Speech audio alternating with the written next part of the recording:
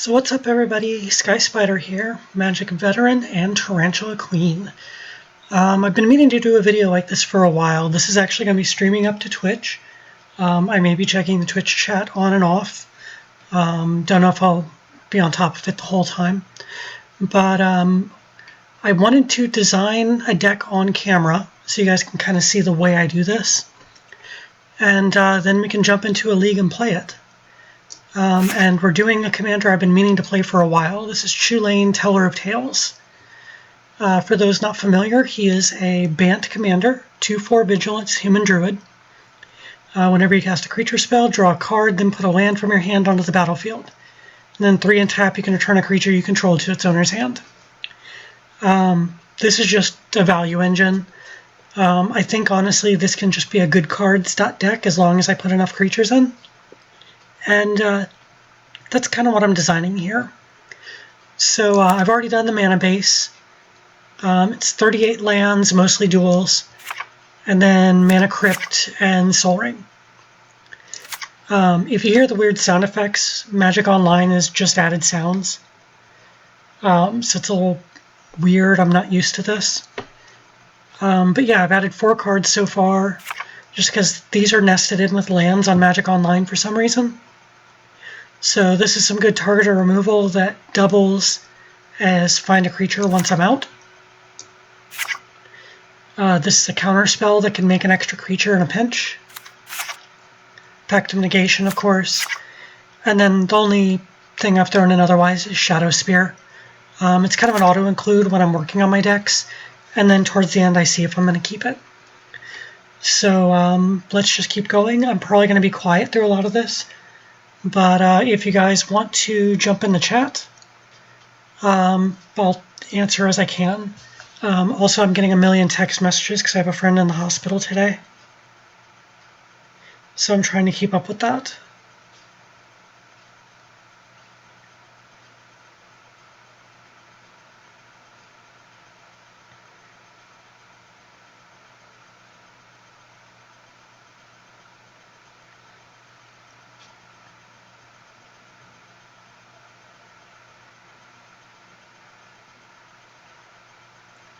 Nothing like texting your male friend, I'm love, trying to tell him I'm live over here. So again, what I'm really doing is just kind of going for just really good value. I've only got a few things in mind before I started. I think this might be good since I'm not going to be running a ton of non-creature stuff. Stick that in my disruption pile. In case you're wondering my piles, this one is ramp, card draw, targeted removal, board wipes, counter spells when I'm in blue, creature buff, disruption, and then this is the meat of the deck will be over here. Might also have a miscellaneous pile in this one. I do plan to put this up on YouTube later, so it may look a little weird on YouTube since I couldn't figure out how to get the chat to display properly. I had it on here a long time ago, back when I streamed on Twitch more often, but that's something that I just haven't done in a while, just because I'm not getting much in the way of followers. This I'm putting in as a creature, but it doubles as removal. I'm just going to leave my lands off to the side over there. There's a really good chance this deck is going to end up being like 300 cards by the time I finish adding everything. It's usually how my decks go. At least this one I have a focused theme I'm looking at. Not that that makes it better. I normally put in land tax, but I've only got, let's see, 3, 5... only got 7 or 8 basic lands in here.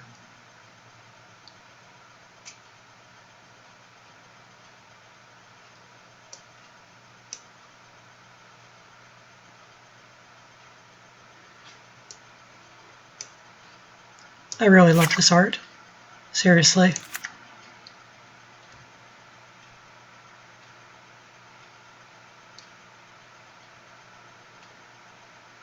You guys are about to see why it takes so long to do new decks on video. Like, I'm kind of accelerating things here since I'm doing this on stream, but it takes me a long time to build a deck.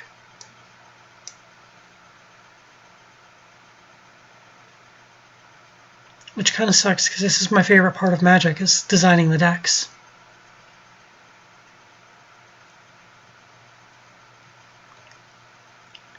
You know, I've got a lot of fetch lands in here, so I'm going to roll with a Brainstorm.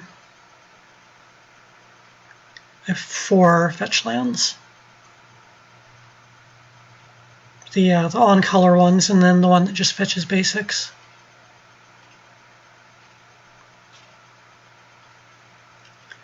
There's a 1-drop creature, I hope I already own it, that I definitely want to get in here. It's a card from, I think, Visions.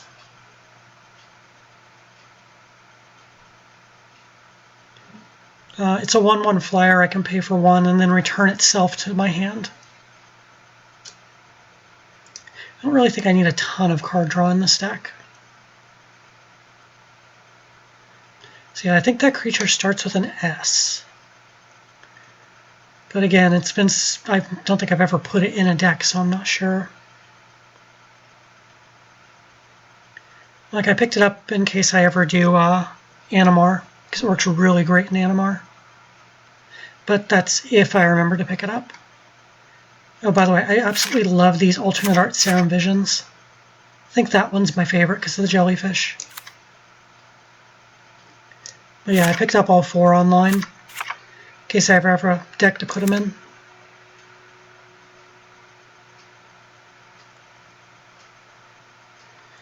I'm in the S's, so really need to look for that critter. Okay, I don't think I have the damn thing. Did I just go past it? Nope. Okay, let me pop open another window here on my other monitor. Hello, card hoarder.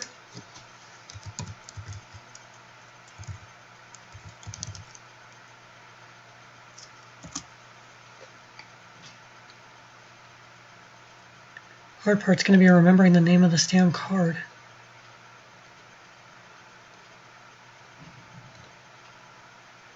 I felt like it was Screeching Drake, but that isn't bringing it up. Nope, that's not it. Okay. I apologize, it's going to take a second.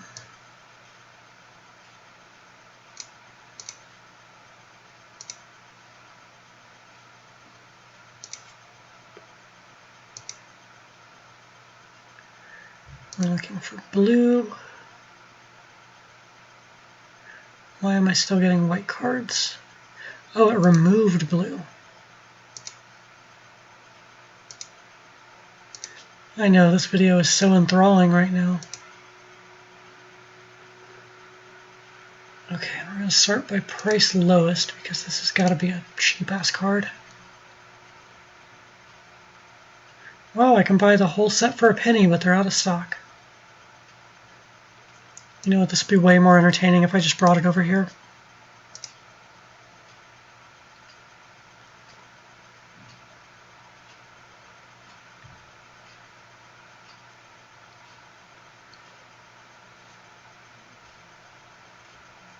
Shrieking Drake.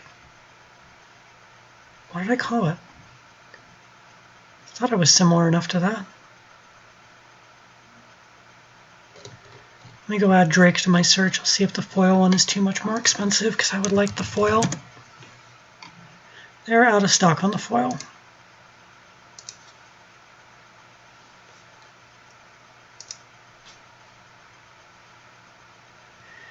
Well, get ready for something really weird looking. Whoa!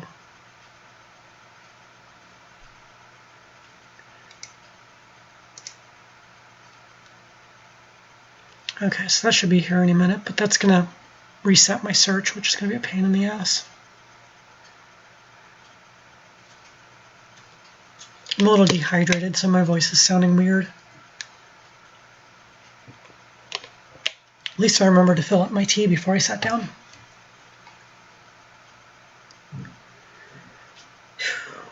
Wonder how long it's going to take to deliver today. More dots. What the fuck are dots? Okay, so I know you're watching back in Florida.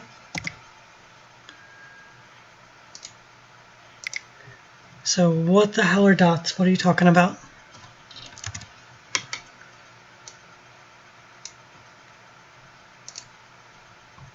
So yeah, this is like the one card I knew I wanted to put in this deck, by the way. And it reset my thing. There we go. Let me go add this to my database so I don't forget I bought it and then try to buy it again later. At least this time I can spell it right.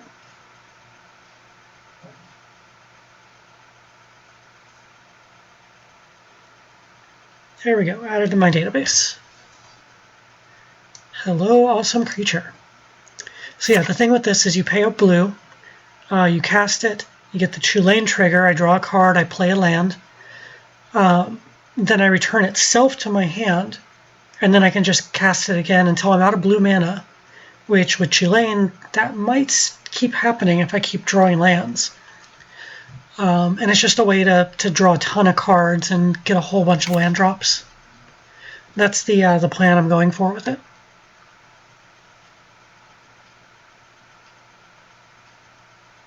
Oh, it's from an old World of Warcraft video.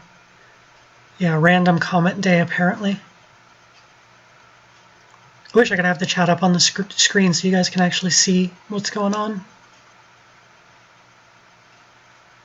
Actually, is Stubborn Denial going to be good in here? No, it only does non-creature. If it did any spell, I'd totally put it in. Training Grounds is a good miscellaneous because that'll reduce his activation cost to 1.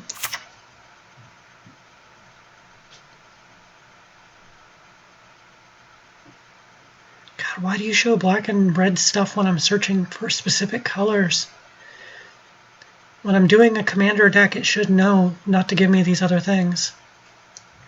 Okay, Birds is ramp. Creature ramp is going to be great in here. Do I need burgeoning? I mean, he lets me play these as I'm drawing them, so probably not. I'm trying to do my thinking out loud so you guys know what the hell is going on.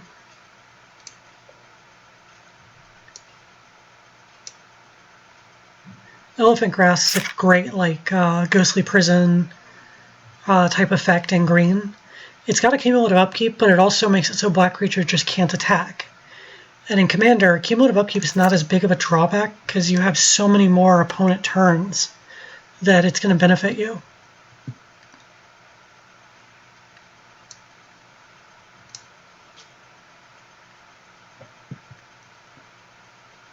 Hence why Mystic Remora is so good.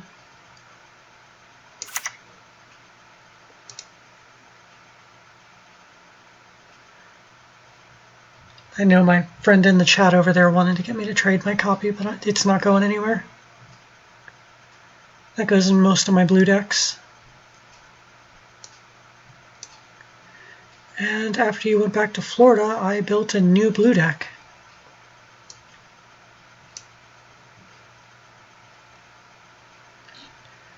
So we have Tatyova back again in paper.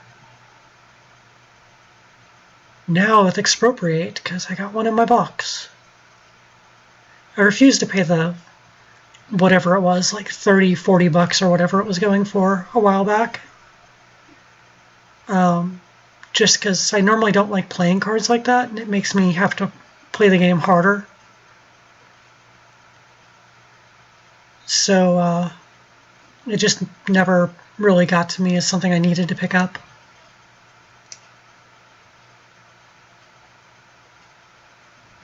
I think he's upset I didn't trade it to him.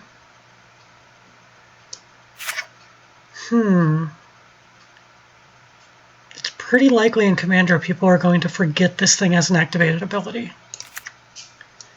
And cheap creatures that let me draw cards and play lands are very useful.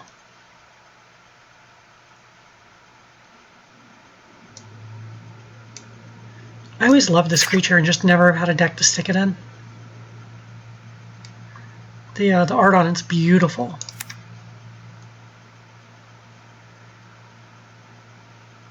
Too bad I don't have a use for a bow roll in here. Okay, 2-drop mana ramp is always good. Infinite hand size is always good. Like, don't let the discard a card throw you on this. You're drawing 2 and picking the best card in your hand every turn. And then the infinite hand size is nice. Plus, if you want your opponents to have cards in the graveyard, that's a great way to fuel it. Or even cards in your graveyard. Something tells me Blackblade Reforged is going to be useful. Since I'm going to have 1.5 million land in here. I'm like trying to pay attention to the chat over there.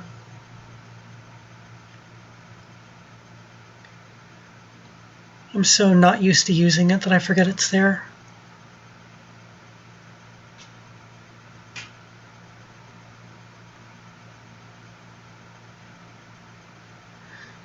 If I keep all my stuff non-flash speed, defense grid, could be some good disruption. Well, I'm running counter spells. Yeah, it doesn't work. Talked myself out of it. It's one less card to cut when I get toward the end.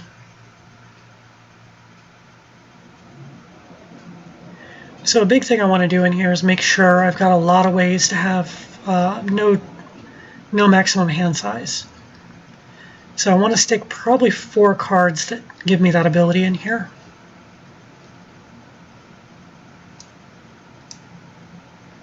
It's the Lightning Greaves obligatory add.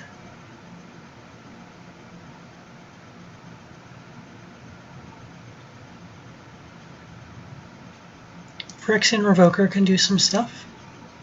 If you're noticing Magic's lagging a little bit, I think they've got way too many people on it right now. Since everybody's stuck at home and this is kind of our only way to play. Speaking of that, I should probably periodically save this. Let me update the name first. He's Teller of Tales, so I don't get 2 files later.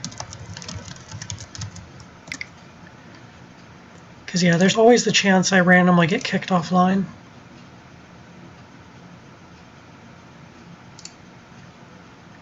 Put this into my EDH decks. Yeah, if you randomly get kicked online, it doesn't save your deck, which is a fucking nightmare when you've been working on it forever. Ooh, copy triggered ability. It's a solid maybe.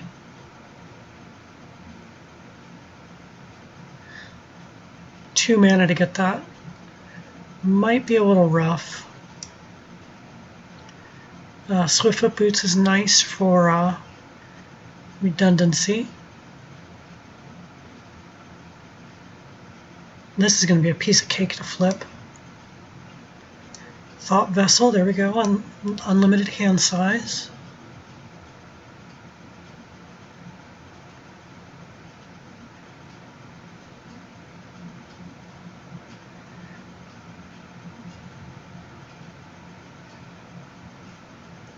So weird doing this with no audio in the room. I'm normally listening to podcasts or music while I'm building decks. But if I do that here, once I get it up on YouTube, I'm going to get a copyright strike. Some of my favorite disruption right there. Love blind obedience.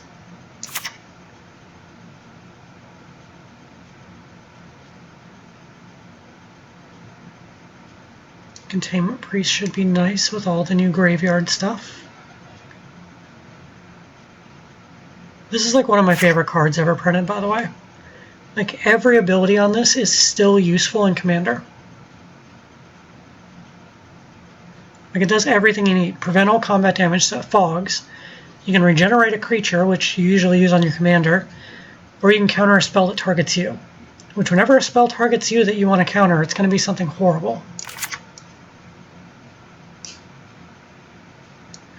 Great commander removal. Gets it stuck in play and not doing anything.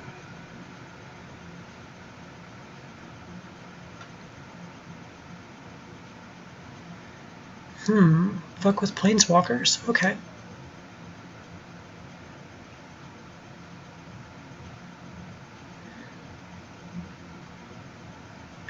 Yeah, I'm going to find way too many useful creatures, I can already tell. Hushbringer I definitely don't want, because that turns off Chulane. Like, I always want to put Hushbringer into decks, and then I realize, oh shit, that turns off half my stuff. Like, it's gonna have to go into, like, my, what the fuck is his name? The one who gains you 2 life from the command zone, and is Esper, the giant. I've got a competitive EDH deck with him that could probably benefit from that. Putting a lot of taxing creatures in, I'm noticing.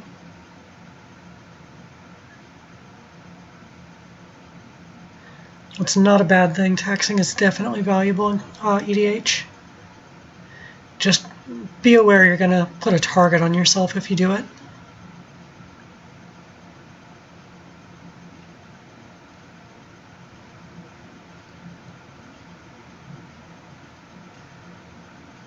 Well, one thing about this video is you can actually see most of my collection today.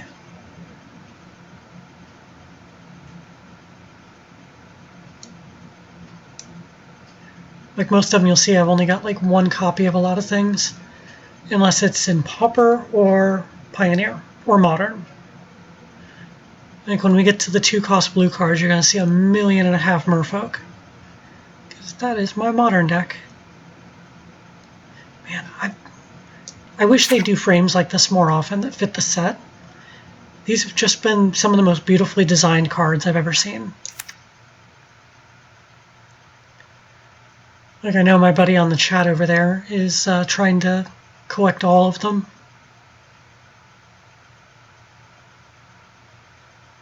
And I do not blame him. Let's see, there's a decent chance I'm going to have enough equipment to make Stoneforge useful. I'm going to put it in as a miscellaneous card instead of a creature, though, because there's a chance I'm just going to remove it.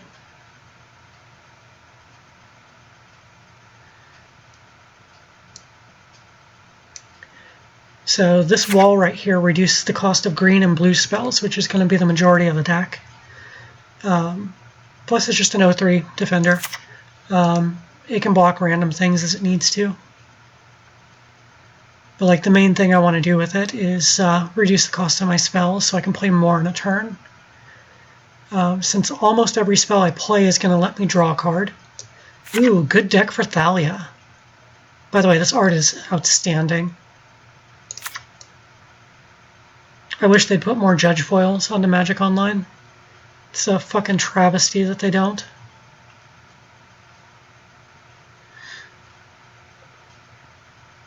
Oh wait, this is creatures entering the battlefield, and he triggers on creatures cast. I don't know, I'm probably going to have a ton of ETB creatures.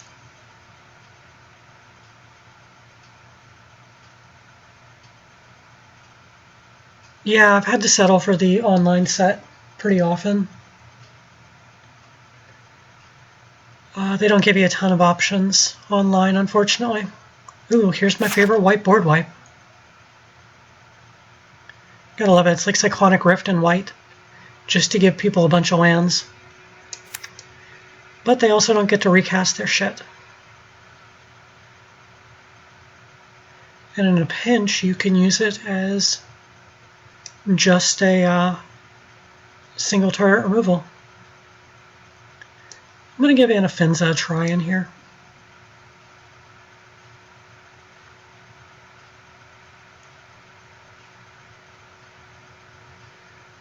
Daxos might be useful.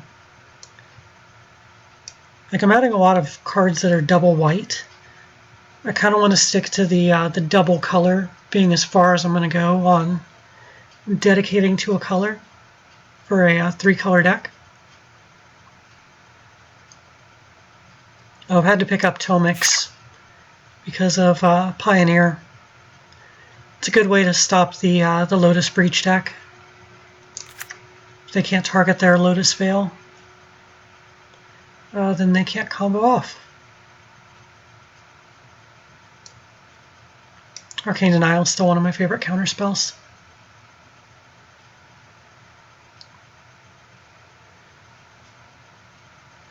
Cloud of Fairies seems nice. Cast for free. And it cycles if you just don't need it. Wish Melissa Benson still did art for Magic. Her old stuff, like, she fucking leapt onto the scene with Siobhan Dragon back in the day.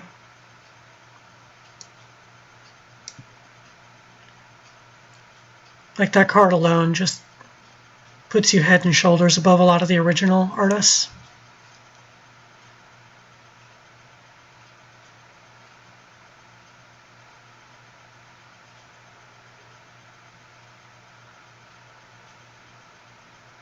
Gilded Drake works. It's a good way to get someone else's creature while casting a creature spell. Give them a 3/3 flyer and I'll take whatever they have.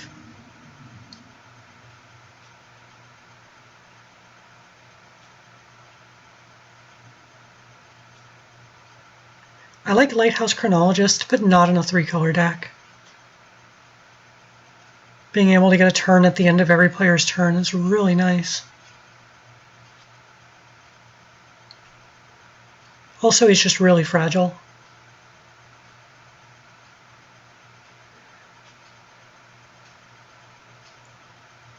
It's hard to come up with a ton of shit to say while I'm working on this. Oh, here's one of the special versions of the card. The regular printing doesn't have Ugin in the background. This was a really hard to get promo.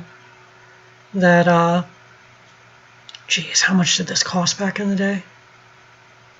I want to say it's like $10 for an uncommon.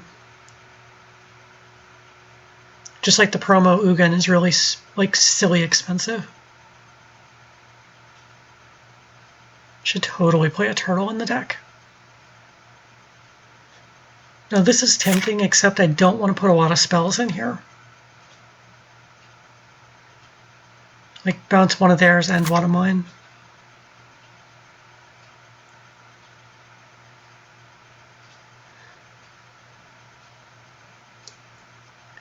As Kanta can be some good card draw. It's more filtering at first, but then it turns into card draw and ramp when it turns into a land. Snapcaster's 100% in.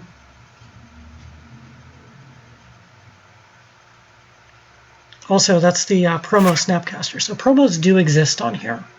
Should probably be clear about that. Everyone calls this the soccer player, Snapcaster, because he looks like he's about to kick a soccer ball. If I owned a paper copy of that version, I'd totally give him a soccer ball. Get it altered. Alright, we're almost up to all the merfolk. If you guys are curious about how many damn merfolk I've got. Oh, extra turn on a creature.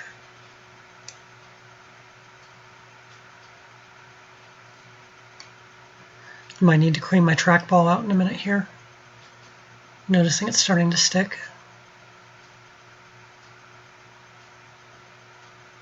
Yeah, Magic Online doesn't work with the touchpad I've got on my laptop because it needs to be able to do the right and left click at the same time, and mine doesn't allow for that. And I don't like using a mouse. It's just a good way to fuck up your wrist, to be honest. But, oh, here come the merfolk. I found a left-handed trackball for anyone that hasn't seen it before. I'm really big on trackballs. It's just way more comfortable, especially with the ball on the thumb.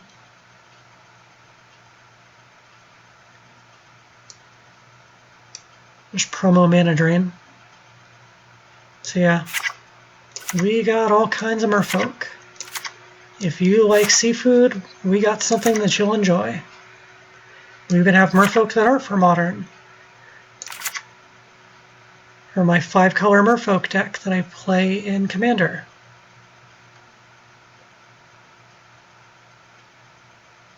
I'm actually kind of tempted on Trickster. But I'm pretty sure it would just be cut. Okay, we're into green. When I get to 3 mana, that's where I'm going to have the most cards. Hey, you're really expensive in paper, but you were like 10 cents online. God, it's like $50 before the reprint that just came out. Like, might have even been more. I think it's dropped to 35, which is still way too much.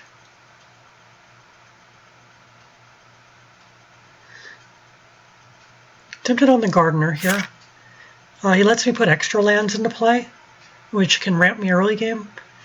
And then once I have 10 or more, he starts churning out really big creatures. Yeah, let's give him a chance in this deck. This is the kind of deck it fits in.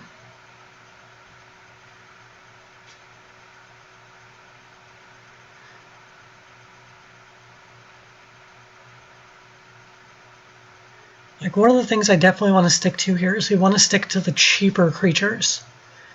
We'll have a couple big bombs for the end game, but we want cheap stuff for the main part of the deck because we want to be able to activate Chulane as much as possible.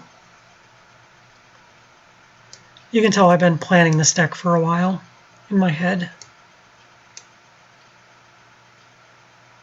Fauna Shaman will be great late game for getting the cheap creatures out of my hand to get to the bigger stuff late game when I've got all the land for it.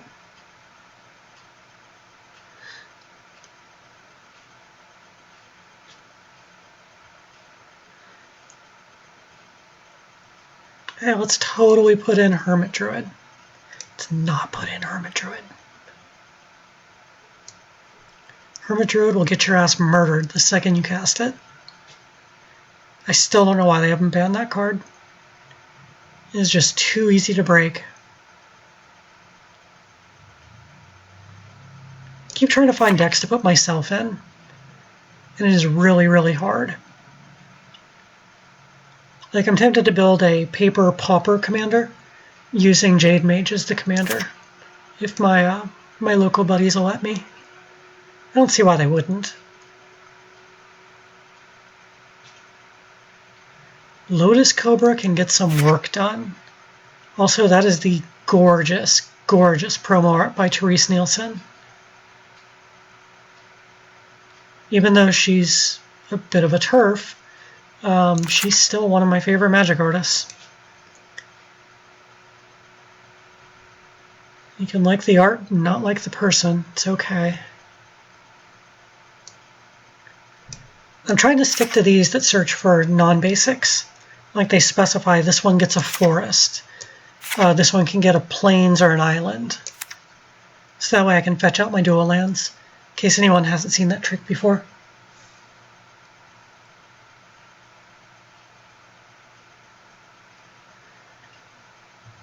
By the way, whenever I crane my neck over to the side, that's looking at the chat, in case anyone's joining in.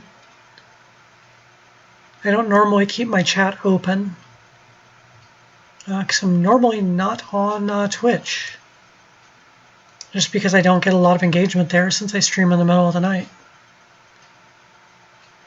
But since we're doing a daytime stream, daytime at 6 p.m., thought it would be worth doing.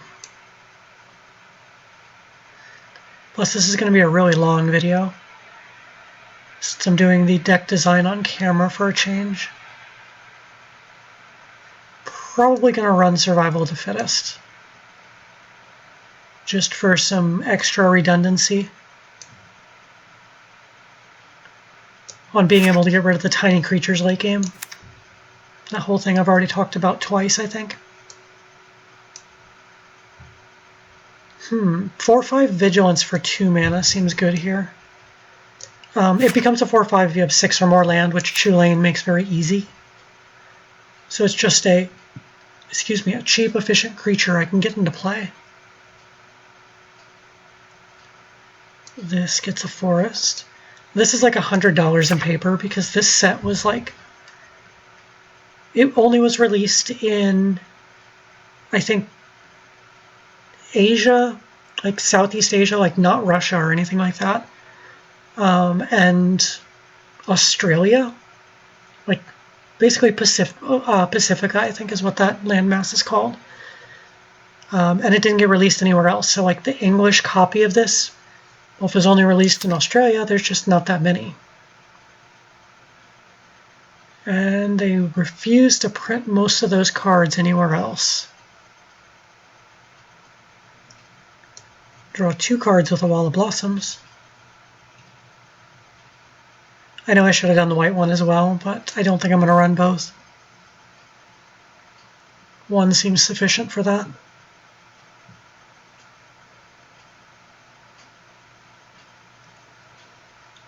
Now this is a really overlooked creature in Commander.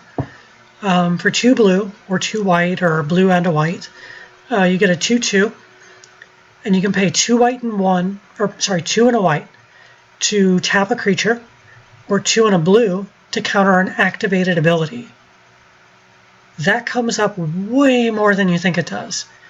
You can tap down an attacker you don't want to deal with, or you can just counter abilities. So in all seriousness, that's just an amazing creature. This slows down people who want to play ultra competitively. Removes artifact ramp from the equation for big spells. So yeah, keep Lavinia in mind when you're in Azorius. Just as a way to deal with people being a little out of control.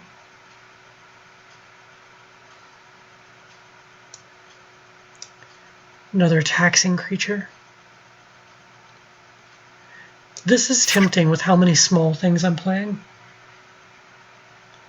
I am a lizard, oink oink. Okay. We're going with Ed, Ed, and Eddie quotes now. He's got an Ed, Ed, and Eddie tattoo on his arm that's brand new. He's as much a fan of that as I am of My Little Pony and Adventure Time. So yeah, Ink Fathom. Oh, I can't even play it. It's black. Derp. See, this is the problem with them showing me these damn cards right now. And there's a bunch of red stuff I can't play.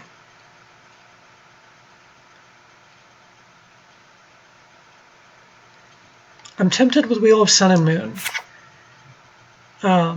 It's going to be real easy for me to run out of cards. Like I'm either thinking this or Laboratory Maniac as a way to either win or keep my cards cycling back when they hit the graveyard. But it also can be used to fuck over graveyard decks like Marin or Carador, like any of those more powerful graveyard commanders, because their stuff just won't hit their graveyard.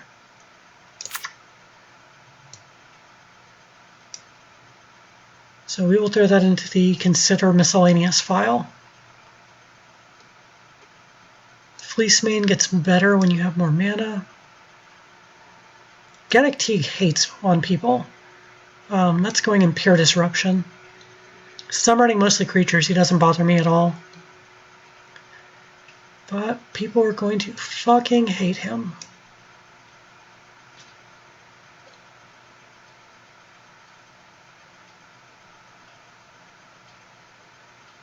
Coiling Oracle is great. It has Chulane's ability right on it, kind of. Almost his ability. Kiyora's Follower is way better than most people give it credit for. It's like one of the best creatures there is. Because it doesn't say untap a creature, it doesn't say untap a land. It says untap a permanent. So you can untap fucking anything. Oh look, I've even got 4 of this Merfolk I can't even play in Modern. Which I didn't realize when I bought it. Because I was not thinking about that. It's a decent ramper right here. Simply because it can fly as well.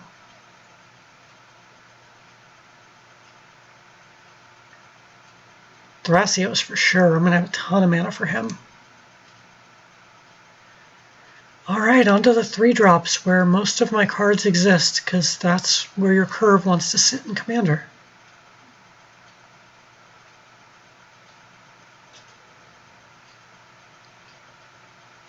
I don't have enough basic lands to run Burnished Heart in here. Otherwise I would. This can be some extra redundancy for giving Chulane hexproof. I imagine he's going to be a target magnet otherwise. Definitely want to think about Chromatic Lantern for good mana fixing. My fantasy come true, I am buttered toast. I am amused. Crystal Shard does what Chulane does, but cheaper. I don't know, I think his ability might be enough on that front. Cheap indestructible creature. Survives board wipes, chump blocks like a champ. Seriously, this is something a lot of decks should really think about. Like, it's just such a simple creature. It gets more done than you think it will. I've had really good experiences with it.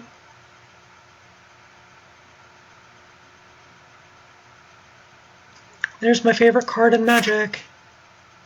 There you go, Tyler, if you wanted to see the non-altered version. Mine's completely altered. He's holding up a rainbow in my copy, with the art extended all the way to the border on all sides, which sucks because you can't tell it's beta now, but the art's still gorgeous enough that I don't care. My favorite altar person, a friend of mine out in Oklahoma, did it. I used to play D&D with her and some others. She's a phenomenal artist. Like, she does like single brush stuff. Like, on one of mine it has Derpy and the Doctor, so the Doctor Who version of My Little Pony. And she actually used a single hair brush to write police box on the tiny, tiny little TARDIS in the background. Just blew my mind. Like, one day I'll shoot a video of like all my altars so you guys can see all of them. Like, I normally throw Lifecrafter's Bestiary into all my green decks, just as a staple, but I think this might be the first green deck that doesn't need it. Because Chulane's already cycling through my deck fast. Feels weird to skip it.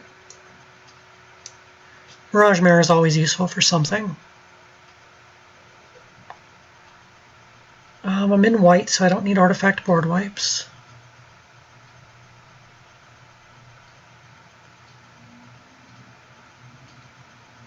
Whenever you cast a creature spell. Okay, that does something useful. I was thinking it was just white creatures, but I'm glad I went back and read it.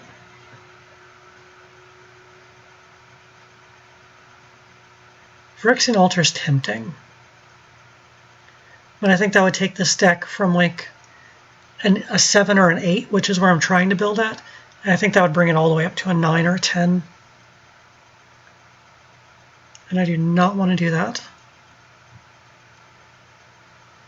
I prefer playing casual decks. Like, I've got my 3 competitive EDH decks, and that is all I need.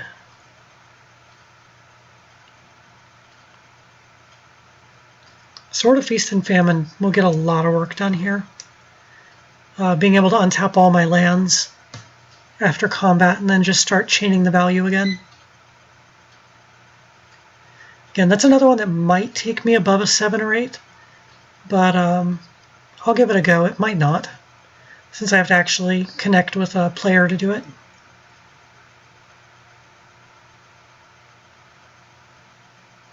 I'm in blue, so Vidalcan Shackles is a thing, but I don't think I have enough islands even with all the dual lands. I think with the dual lands it adds up to, God, like maybe 7 or 8. That's just not enough to guarantee I'll have enough to make it useful. Okay, good white stuff. Even Mind Sensor is amazing. Oh my god, yeah, you still hear the beep on my videos. You're never going to unhear it now that you've been here. Here we go, this is great for Chulane. God, I cannot stop burping today, I don't know what the fuck. Like, I'm drinking tea, it's not carbonated, and I haven't had a sip in a while, and I'm still burping. So I apologize if the mic's picking those up. I'm trying not to be loud with it. So this is a creature I used to run all the time. Like, I haven't put it in decks in a while. I don't know, is this the deck for it? I'm going to consider it. Because I need some good removal, targeted removal that comes on creatures.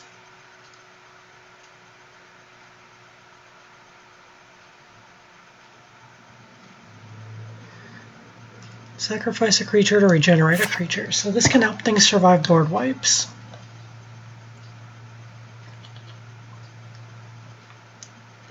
I don't know. What's the chat think about this one?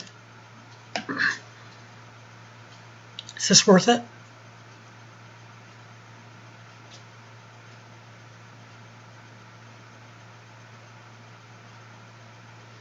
It's a little bit of a time delay, so it may take a second here.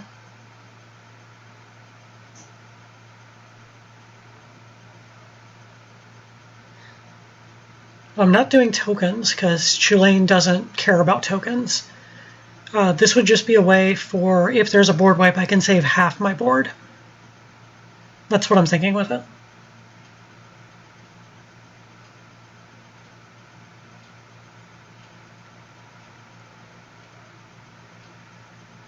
Okay, I'm hearing go for it, so put it under the creature buff section.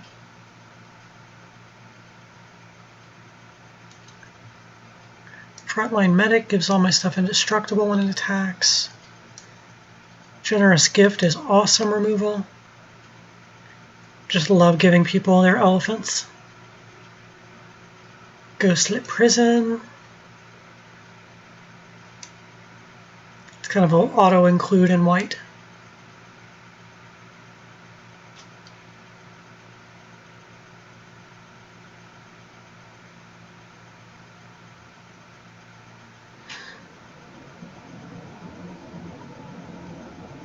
Intrepid Hero is removal on a creature. She will fuck up your big things.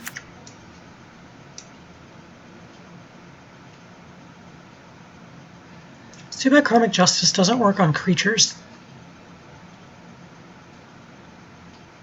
I should clarify, it doesn't work on creatures being destroyed. This feels extra relevant here.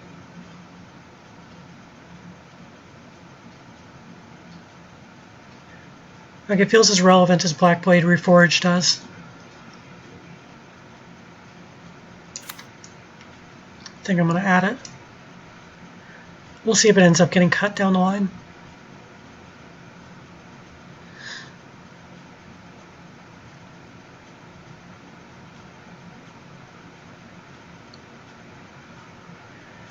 Monastery Mentor. I don't have a ton of non-creature stuff, but I do have some non-creature stuff. God, this thing is so expensive in paper. I kind of wish I'd never sold mine. I assumed it would get cheaper again, but it's a legacy staple now. And once it's in legacy, the price will never go down again.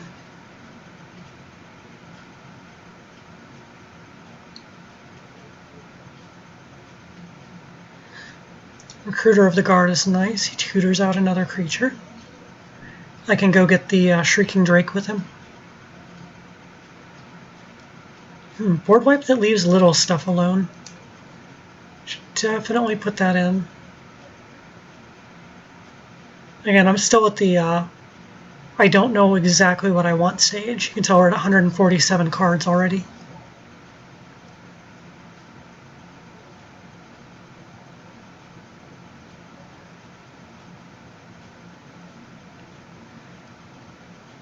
Teferi's Protection is always an essential. Thalia is one of my close friends. This is my favorite version of Thalia. I appreciate the other one, but this is my favorite. I love the tempo disruption she gives. Unbreakable Formation is a good way to survive board wipes. And buff my creatures if I do it for my own board wipe. which is not out of the question here. Does Evoke actually cast the creature? It does. Boop. Let's drop that in.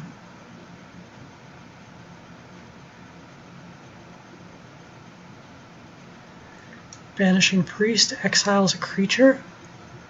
Bramaz is just fucking awesome.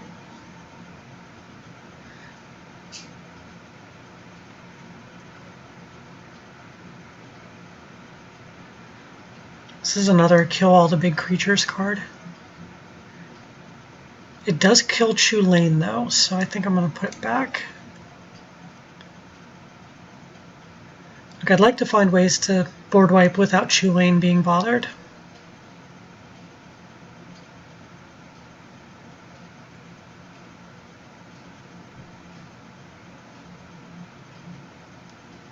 Lieutenant Kurtar does exile an attacking creature. And he doubles as just a flying attacker, so that's not bad. It's got evasion. Mangara of Corindor is another good one to exile a permanent.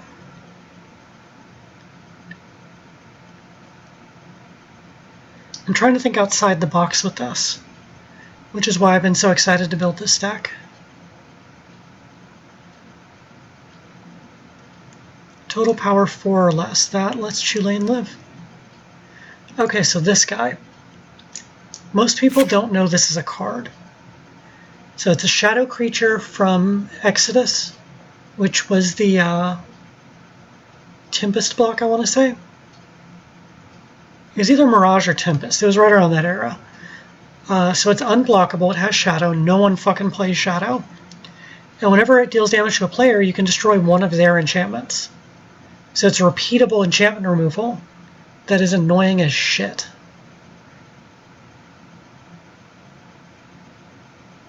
I don't know what's in the box. I don't even know what box we're talking about now. But yeah, Soltari Visionary is amazing. Some random creature buff that also removes things.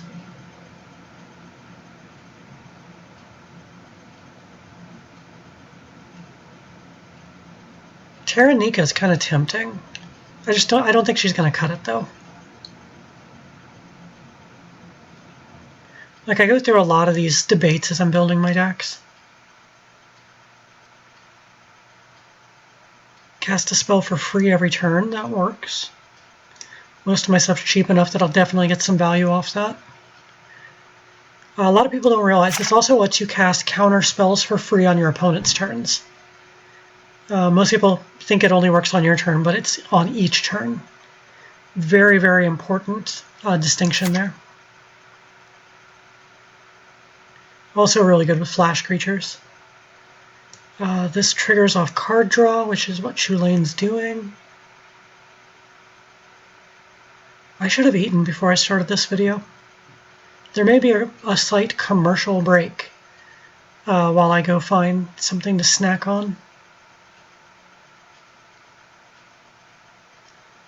Yeah, after I finish the 3 drops, I'm going to go grab something to snack on while I'm building. Hope no one cares about me eating on camera. I know the quotes from Seven. I saw the damn movie. I just don't know what you're in reference to, other than just randomness for the sake of randomness. Urtai is not bad. I mean, if he just gets removed after I cast him, though, that's a big investment for almost nothing. If he doesn't get removed, that's really good. I'll put it in the consider pile.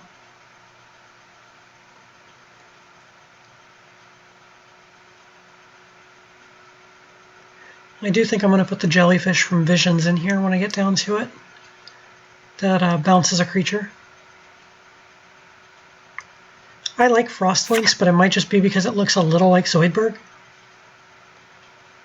My little hairless cat buddy. He's probably upstairs under the blanket today. I love these removals. It's like your commander is a land. Like there's no recasting it. Okay, so I'm going to put in Laboratory Maniac. I normally don't like putting this card in decks because I think it's just a cheesy way to win. But this deck has to do a fuck ton of work to get to that point. So I don't feel as bad.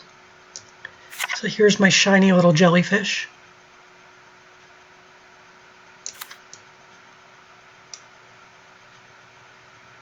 I said box. I mean, I've got a box. I don't remember saying box, but okay. You're the one watching. I probably did.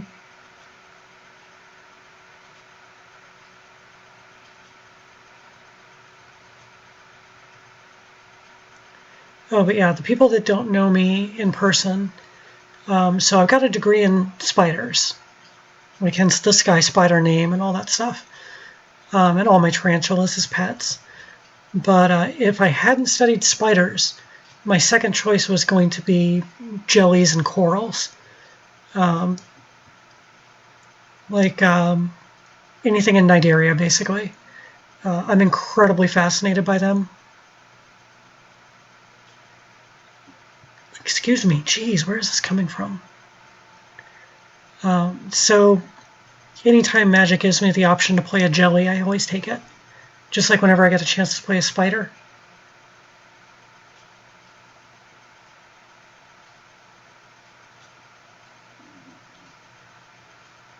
I mean, it's like all the cat lovers out there who love playing cat decks. Like, I do not fault that. Hey, look, another tutor on a creature.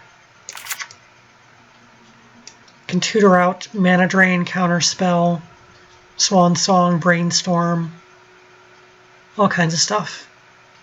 Shit, Path to Exile, Return to Nature.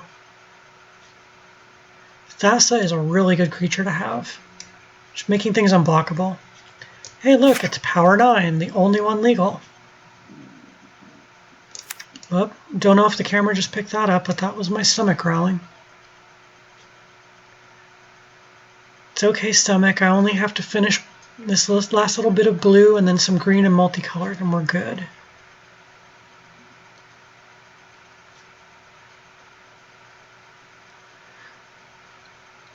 See, here's another thing that untaps target permanent, but look how much more expensive the creature is. It's like an extra mana to cast.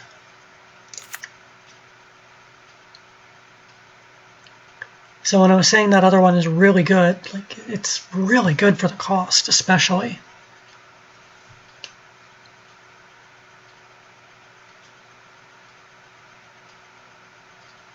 Brazen Borrower for fucking sure. Oh, I'm so glad I bought these before they became $80 each online. Wish I bought some paper ones as well. I think they're like $30 in paper. I normally try to add cap size, but I don't. Like, I'm trying to avoid the non-creature stuff as much as I can. Disallows the best counter spell I can add. Dissipate exiles when it counters. Oh, here's a bunch more chatters. Got someone I got a ban from the chat already. Let me see how I do that from here.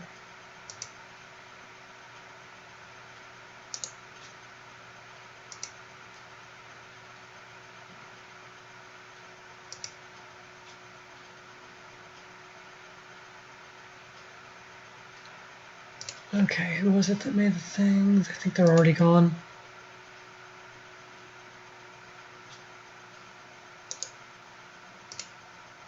Let's make someone the admin.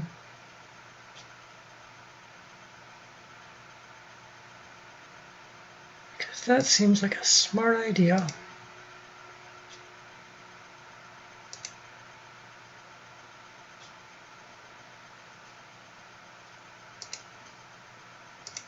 So hey Tyler, you're a mod now. Triple partner commanders, they are never fucking doing that. Partners were so broken. But yeah. Yes, you have Authorita. If you get any more spammers in the chat, feel free to ban them. I'll let you handle that. You'll always be a mod in my chats now. Ooh, one of my pet cards. I love being able to put this thing in decks. It annoys the shit out of people. Makes them skip either their draw step, their main phase, or their combat phase. They can change every turn, but yeah, that's a nightmare. Oh, here's another card that's $90 online. I picked my first ones up for $15 each, and then I was waiting to get an extra $30 to buy the other two, and when I went back, they were $60 each. So I said fuck it and just kept it at 2.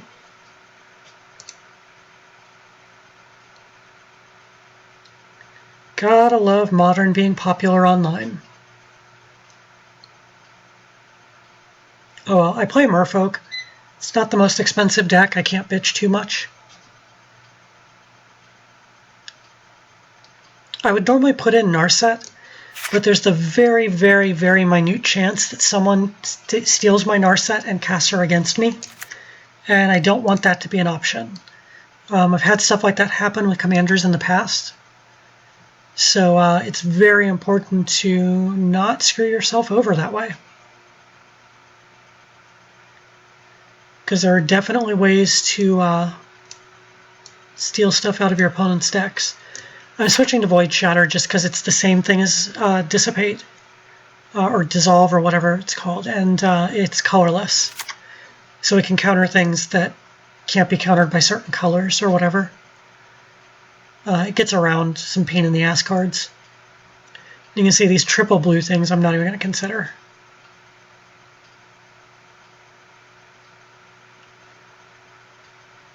Beast Within is definitely going in. Beastmaster's Ascension is a solid add. Anything I play that's heavy in creatures and wants to attack is getting Beastmaster's Ascension.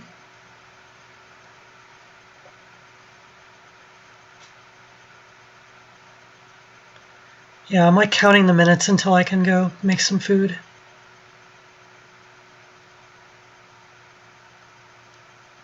This guy mana fixes, so that's useful. +3 mana 2/4 is not shabby. Does this say cast? It does actually cast. Like, I'm not going for a tribal theme, but I should have enough creatures that share creature types that this might actually do stuff. I'm going to consider it. Could be very useful.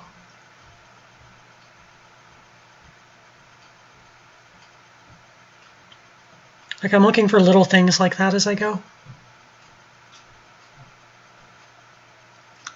Fierce Empath can tutor up one of my big things toward the end, which is probably just going to be Eldrazi, to be honest. Growing Rights is some good ramp. I've already got Gaia's Cradle in here, but redundancy is the key to being good at Commander. Too much redundancy, you get into EDH. So you got to be careful what you're doing with it. Split second removal stops combos.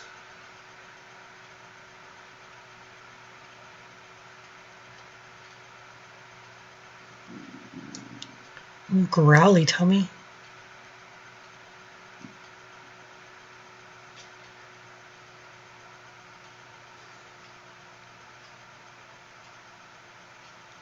I think I want to put Nissa in. She's a creature that becomes a planeswalker.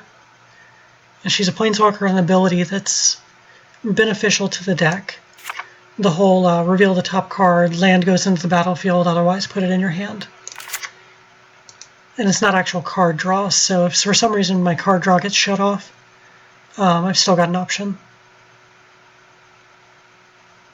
Reclamation Sage is removal on a creature. Also, love that promo art. I hate the art that keeps getting reprinted.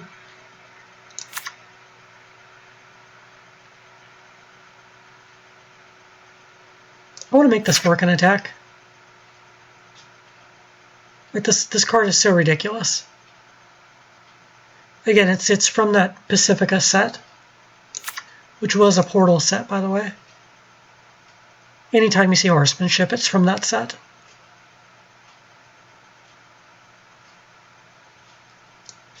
Song of the Dryads, probably my favorite removal card now. That's not true. Swords to Plowshares is still my favorite.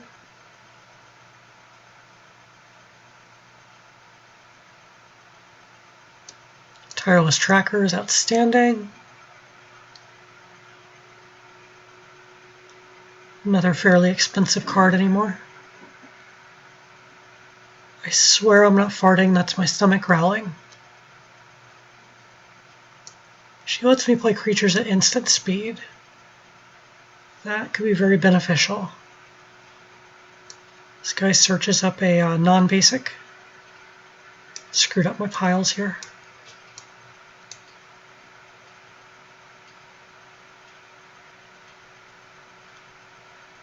I love Bow of Nylea.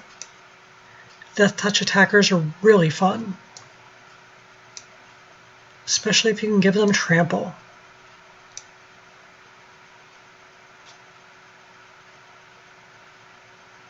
Eternal Witness is necessary. We're starting to get down to the triple green stuff soon. Which sucks, because I would love to add stuff like Genesis Wave to a deck like this.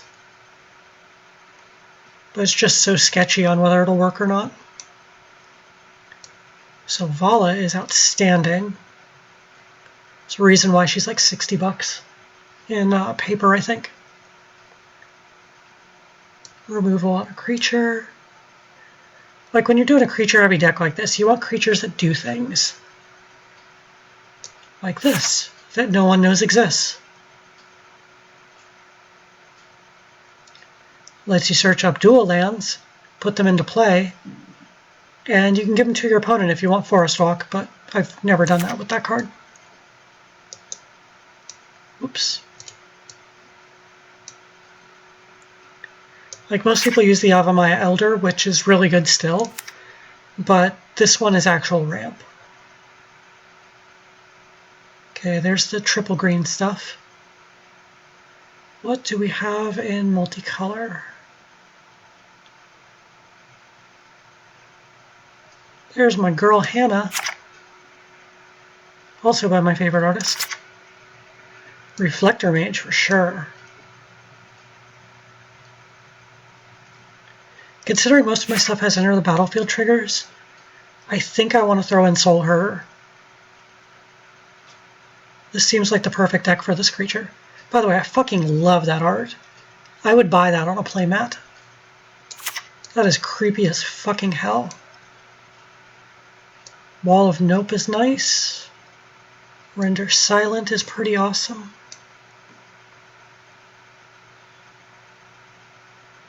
Here's all the colors I can't play. Kiora is card draw, but I don't think I need it. It's card draw that's going to happen when Chulane's already in play. This is good protection for Chulane, though. Give him Indestructible. Kitchen Finks has some use, finally. And we're growling again.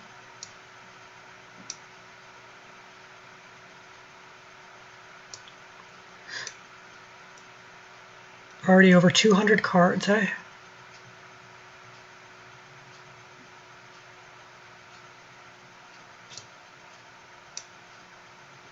So even if you're not playing Slivers, this Sliver is really good to have in your deck, because he works just like Reclamation Sage and Knight of Autumn. It'll just kill an artifact or enchantment as it comes in. So yeah, don't skip over it just because it's a Sliver. She's going to be great if I swing with like 10 things and only one thing can block. Plus, if I'm able to swing with her and she survives, only one thing can attack me.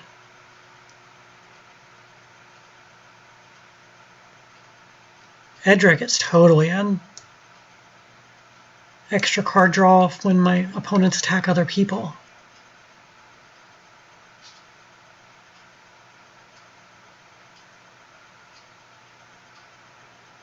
If Risen Reef cost one less, I would consider it. These both seem awesome. Gotta love cascading 3-drop creature.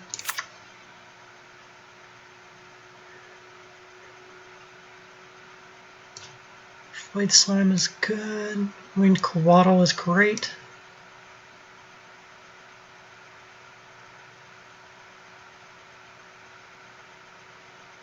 Okay, done with the 3-drops. I am going to go ahead and put on a little commercial break. Is it that one? Nope. There it is. Oh, we are not doing the Pauper MCQ. Haven't used this screen in a while. There we go. Okay, enjoy some bug photos. I'll be back in a minute.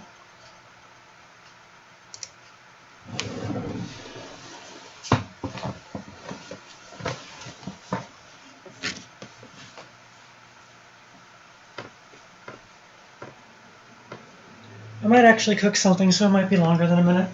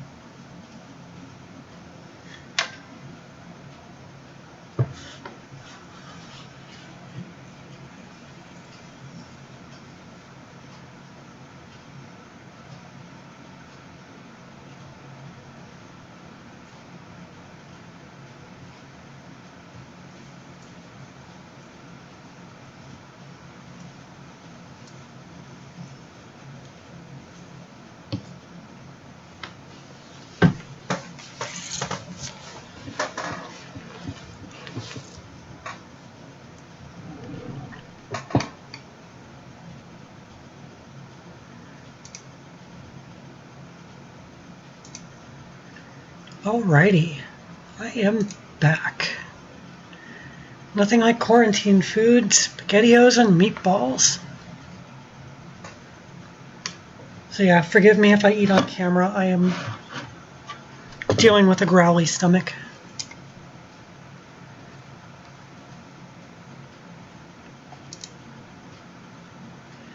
Let's see what else we're adding to this deck. We're getting into the more expensive stuff now.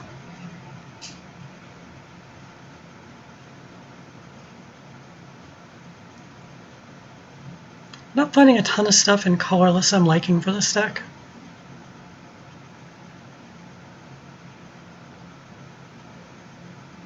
Maybe Helm of the Host, but that's a pretty big maybe.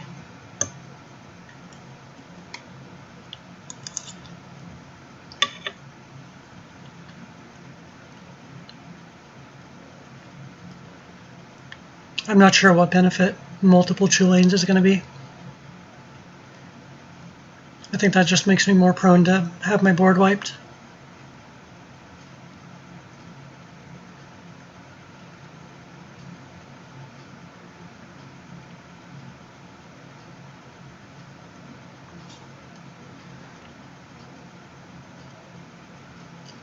Solemn doesn't seem too bad.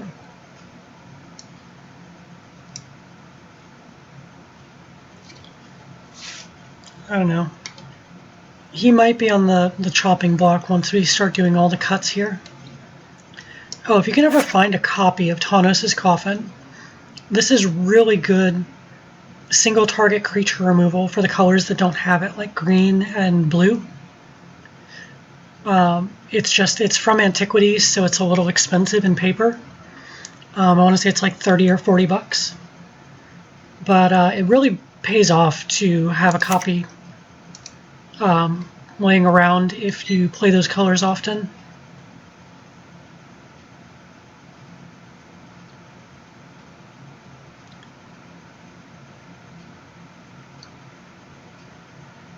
I'm all about having the fancy collection stuff.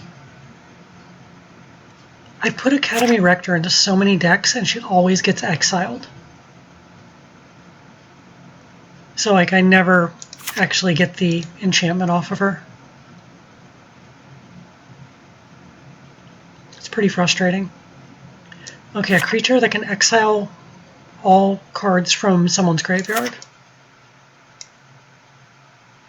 That is the kind of stuff I'm looking for.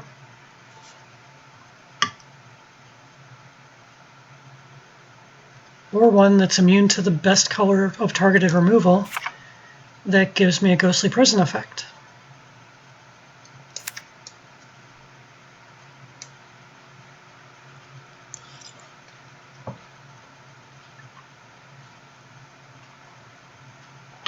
Yeah, Arena Rector has the same problem as Academy Rector.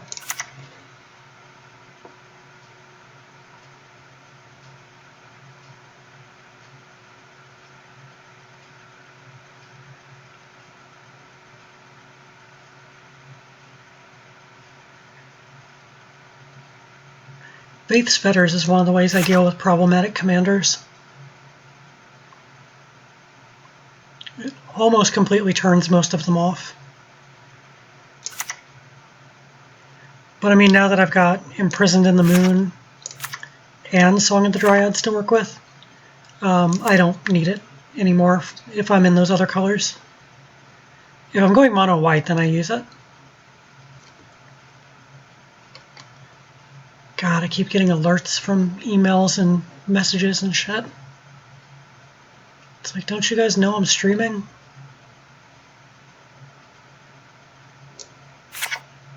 As you guys probably know, vigilance is my favorite keyword, so Heliod is an include. I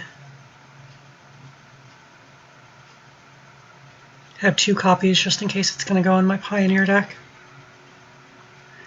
I'd still really like to buy the Mono White Devotion build, but the deck's only $200 online, and factoring in the cards I already own, it's still $160. Because all the prices in the Walking Ballistas and Heliods. I think there might be one other card that's really expensive that I don't have.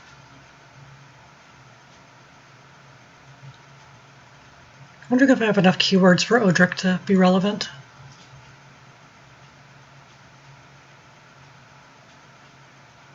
I do like Michiku Kanda.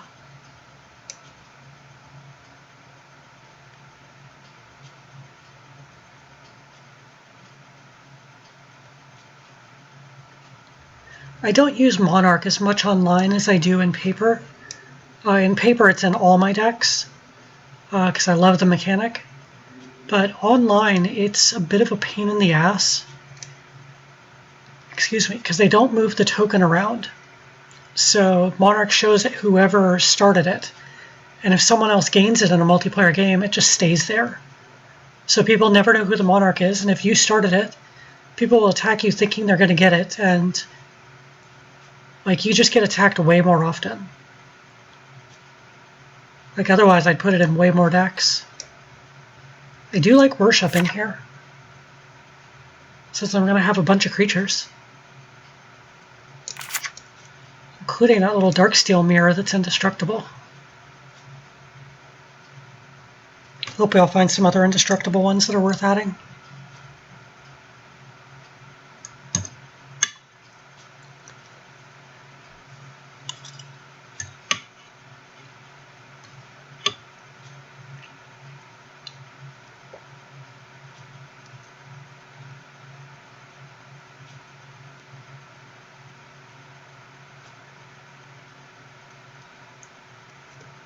It's so fucking quiet. I do not like this quiet when I'm doing deck design. Hey, my favorite character in Magic. I'm glad I was able to get the promo of her on here. I've got it in paper too. Triggers when I play a land. Yes, please.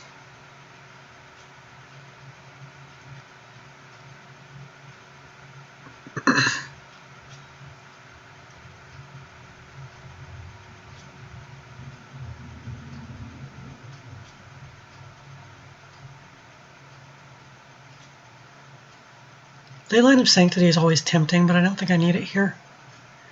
Hey, there's my favorite creature ever printed. She is a pain in the ass to play against, which is why I love her.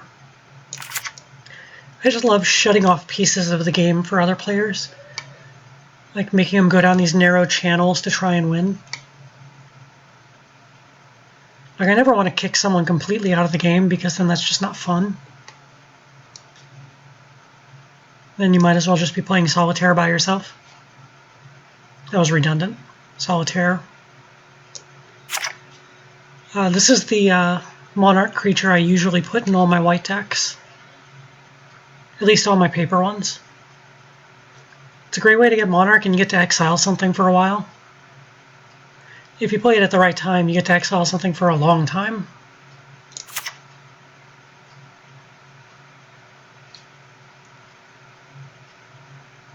Settle the Wreckage is a nice board wipe because it doesn't touch my shit.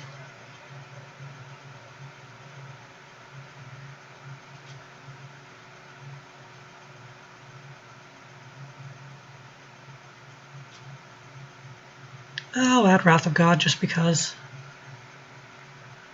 I doubt it's going to survive the cuts here. Phyrexian Metamorph is quite nice because I can play it as an artifact only and still get credit for casting a creature.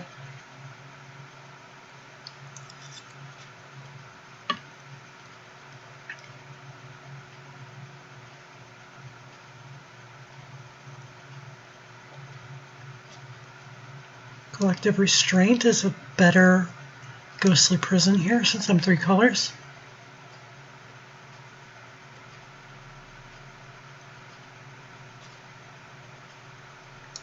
I love me some Fairy Artisans. You get all the enter the battlefield effects of your opponent's creatures.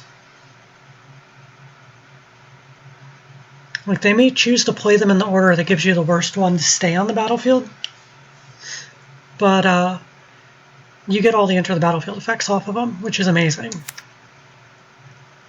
Since in Commander, a lot of people run creatures for their enter the battlefield effect. There's a counterspell on a creature.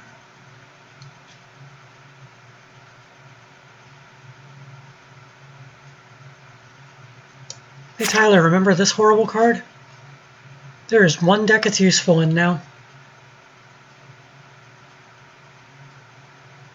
The deck where you give your cards away to other people.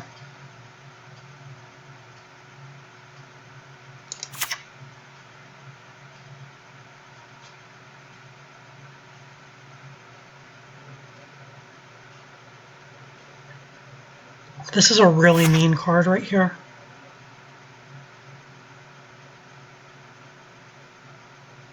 I hear people are running it as a commander now with Painter's Servant, where you just turn all cards blue.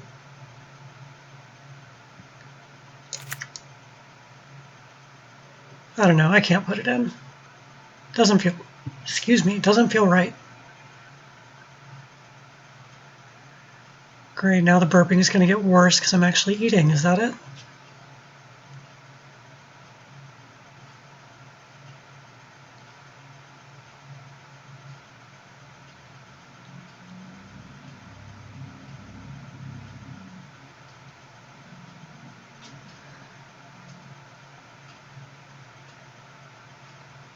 Spark Double definitely works. That'll let me clone Chulane so I can have a second copy. Like, I know we skipped the equipment that does that, but I don't want 8 or 9 Chulanes in play, because I'm just going to deck myself almost immediately. Let's see, I think I would like to blink a lot of these creatures.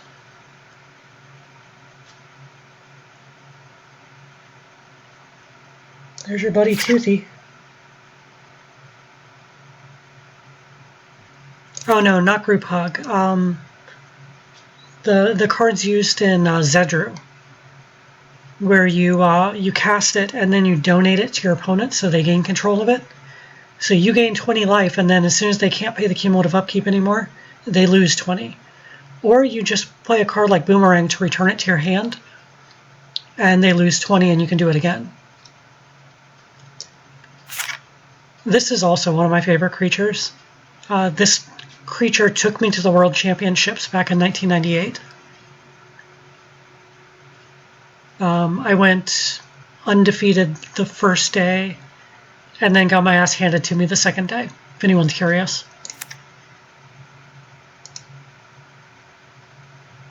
Still trying to find a commander deck it's actually good in now. It was much better back in the day.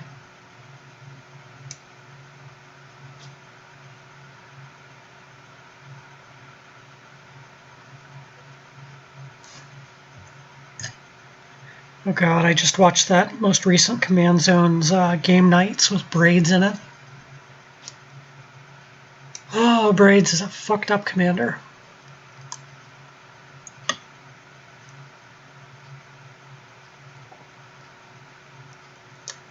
One of my pet cards.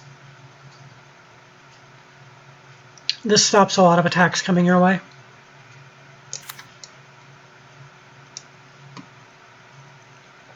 Man, I've got 102 creatures added already.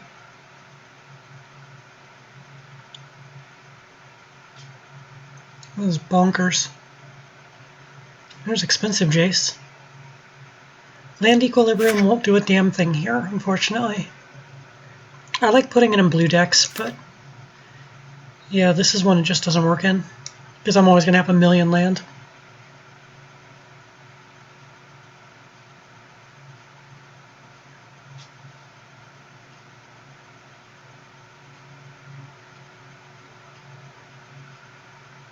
Sakashima's tempting, but I don't want to have to do the double blue.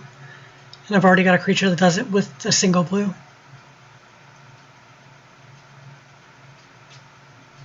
It's not something I need redundant. Vincer, though, is worth the double blue. For those watching that don't know Vincer as well as I do.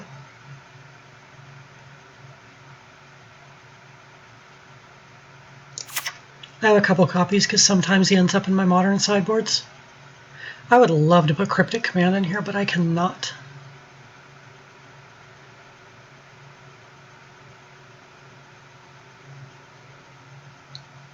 Come on, Green, you're supposed to have better creatures than everyone else. Where's the good stuff?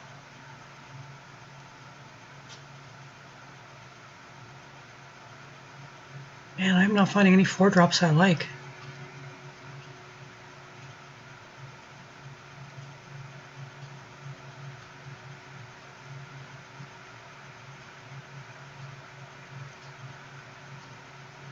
This is disturbing. I'm not finding anything yet in green. Oracle Moldiah can work. I mean, she goes in almost every green deck.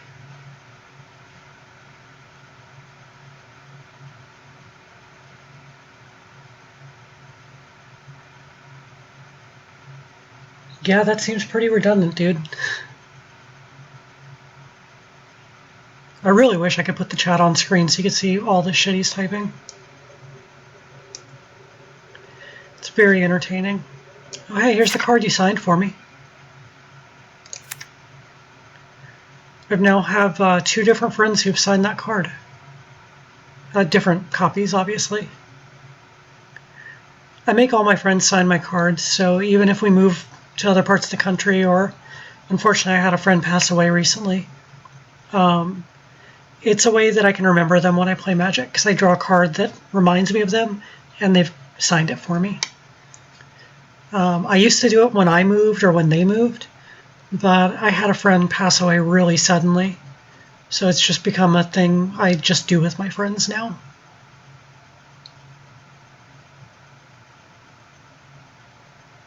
I do recommend everyone tries it. Okay, Abundance seems like this is the deck for it. Being able to choose if I draw a land or a non-land every time. Rasta is going in because I like spooters, and this is a spooter that fits the deck.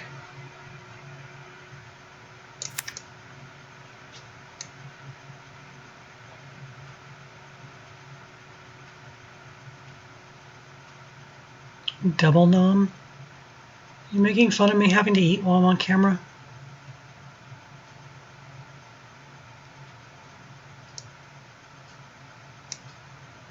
I've started playing Force of Vigor more than Return to Dust in my decks that have green and white. Simply because I can play that one for free if I need to. Good way to stop an infinite combo right as they play their last piece. I recommend the shit out of it, but it's getting pricey in paper. So jump on them soon if you can.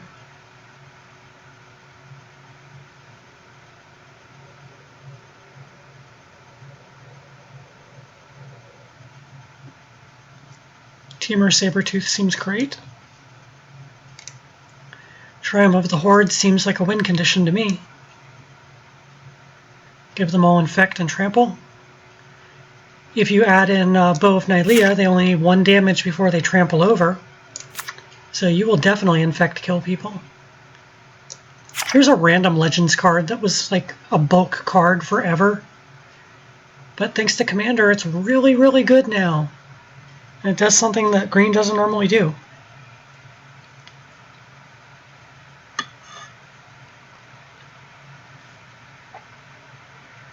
Oh, the pure card is the Nom.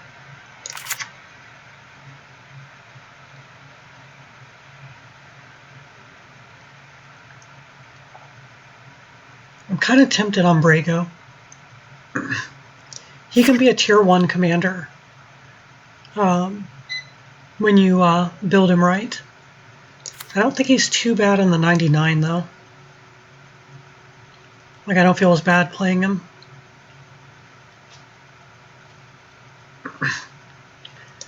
Same with this guy. He's a pain in the ass as the commander and built as a stack. But once he's in the 99, he's not that bad.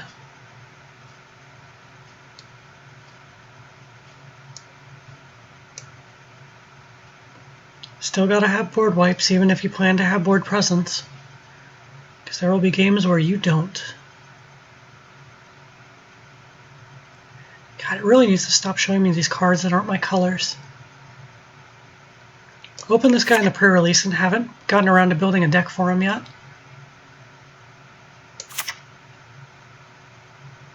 Like, I really want to build an enchantment heavy Enchantress type deck.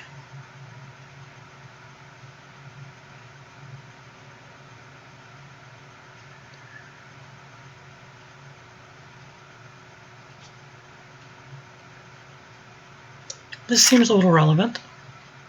I haven't played this card in a while.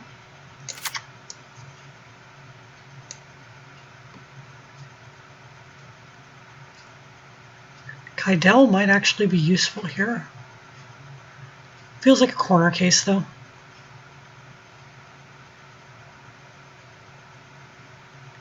Mystic Snake, yes please. Counterspell on a creature. Frilled Mystic is a little harder to cast because it's very mana dependent, but I think I can make it work in here.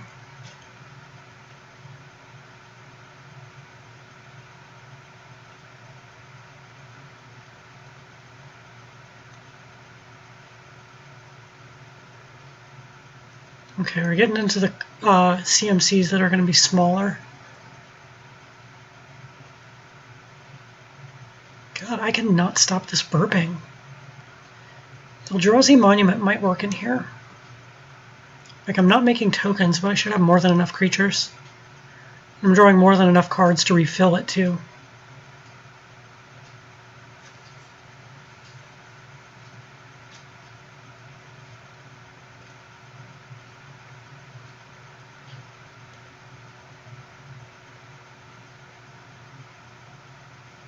Tempted on Stuffy Doll.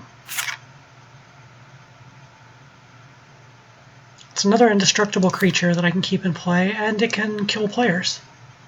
And if I return it or blink it, I can change the player it's targeting.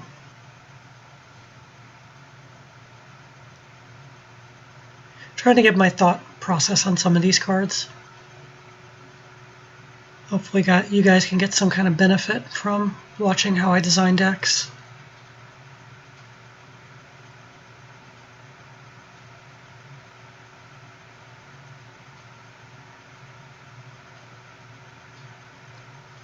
So I've recently learned that these flip cards that are different colors only count as their front color for deck construction.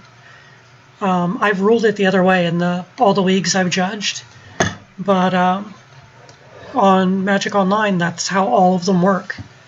And I assumed it was a glitch in the software when I was trying to build my Avacyn, my Flip Avacyn deck as two colors. But then I started noticing they all work this way, so I guess I just was wrong on them. Sometimes I'm wrong, it happens.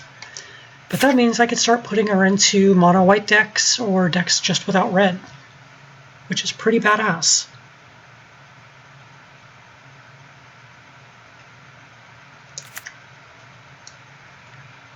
Wow, I just got a news alert that they're projecting about 200,000 coronavirus deaths in the US now. That's even with the mitigation efforts. I hate bookkeeping this in paper. It's great online, though.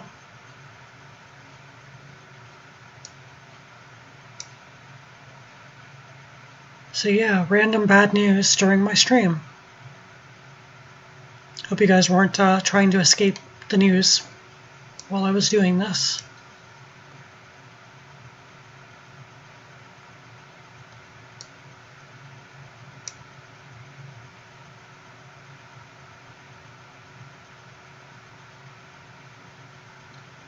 Like, I still want this to work.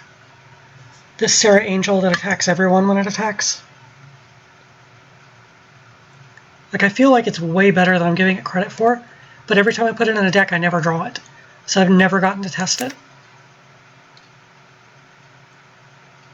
Like, it's getting to that stage now where I just assume it's bad because I don't have any good memories of it. Which I know isn't right.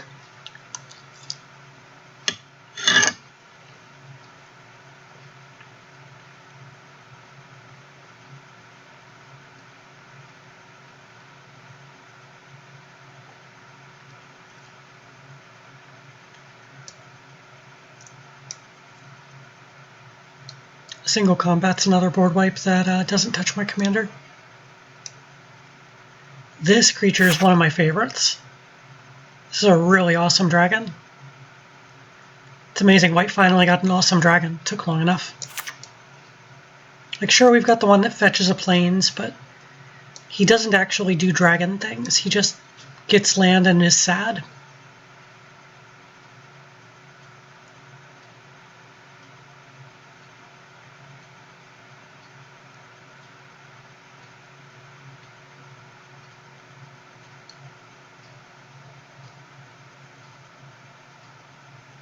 Oh yeah, but the country will be open by Easter, sure. Yeah, that makes total sense. Really love this Muldrifter art. It's way cooler than the regular one. Peregrine Drake is good because it casts for free.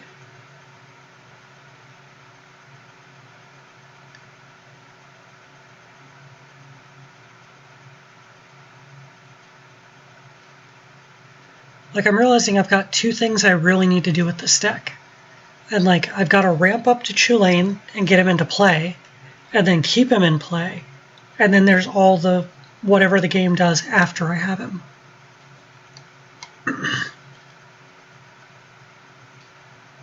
Oh, here's a fun card, blue players. Most of you don't know that exists for some reason.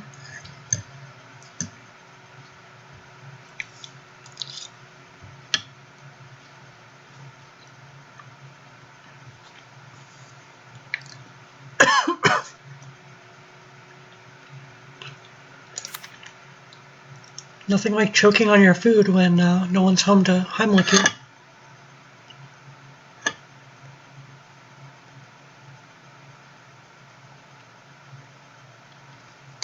Many years ago, I was obsessed with getting a uvula piercing, which is a little dangly thing in the back of your throat. And to be able to get that, you have to train yourself not to have a gag reflex, because you have to sit still for about 15 minutes with that part of your mouth being poked and prodded. And I did a lot of training for it and never found a piercer that I trusted to do the piercing. So I ended up not getting it, but I've learned how to suppress my gag reflex when I need to for stuff like that when I'm choking.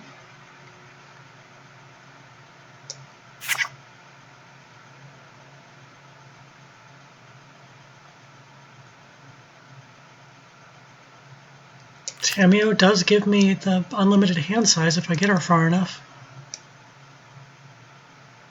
Oh, I love this card in my Tatyova deck, but I take it out unless I'm playing competitively. Excuse me. Yeah, other people hate this, but I want to play lands. Okay, I'm being sent tots and pairs. You want me to choke more? I just saw how I do with SpaghettiOs, and kids are supposed to be able to handle those. Well, one of my favorite arts. I used to be friends with this artist back in the days of AOL. He passed away a few years ago. Just a really nice guy, and I love like colored pencil artwork that he did. He did colored pencils and watercolors.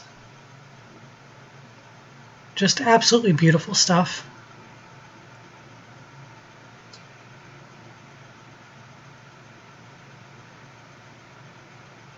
Keep skipping over all these Monarch cards that I really would love to put in.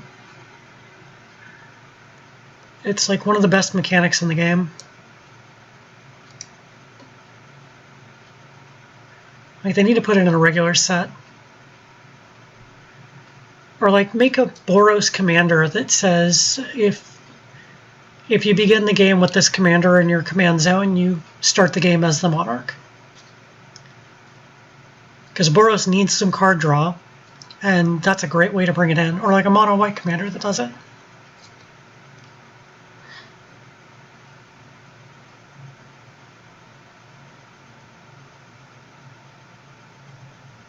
Oh, here's good removal on a creature.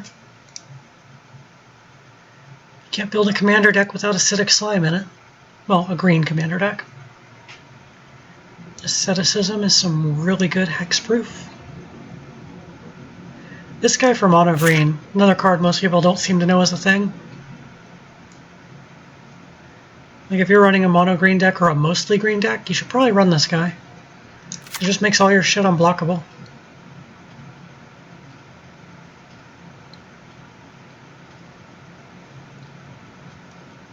Jeez, I do not know why I'm burping this much today. And of course it happens when I'm on camera. Like there's no better time for it.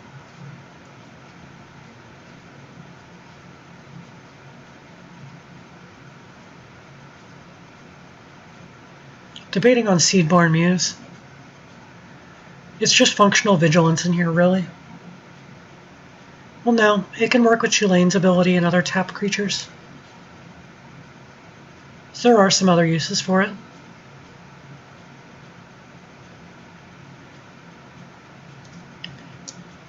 Inside joke for just the chat.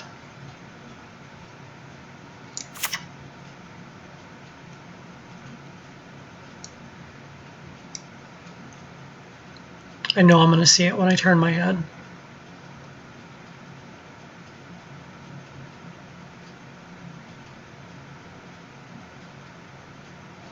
I might run to Fairy.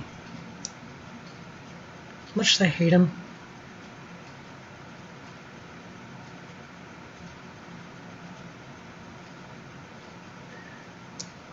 Yeah, just look at his second ability.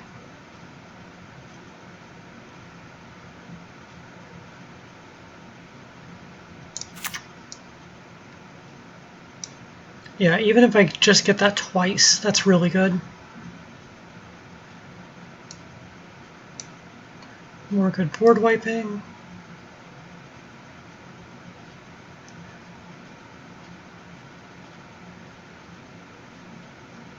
Johnny can go in as card draw. He fetches creatures.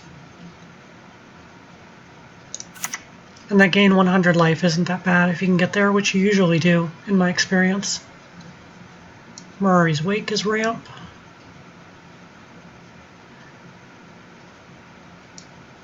Tristani will get my creatures back every turn.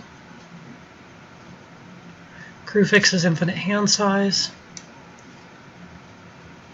Tatyova would be nuts in this deck and really go too far on the card draw. There's a great creature.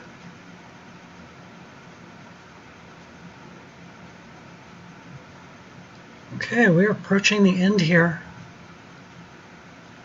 Then the extra fun part, I have to cut, God, probably 200 cards by the end of this.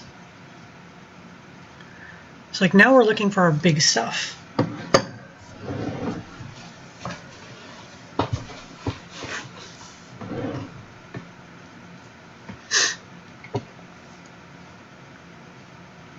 Worm Coil Engine is always great. Wow, the inside joke didn't make it to the chat. Just, I'm a good towel rack, Eddie.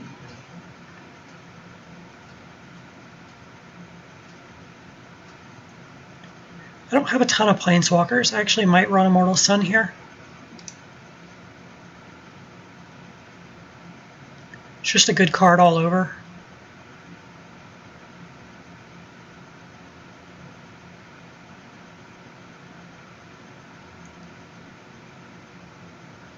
Austere Command. I should probably be periodically saving this still.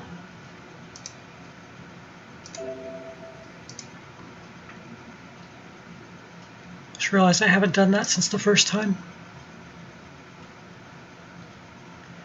Elspeth is great, but I don't think she fits the deck. Martyr's Bond is great disruption, though. It's too bad you can't get the Gideon version online.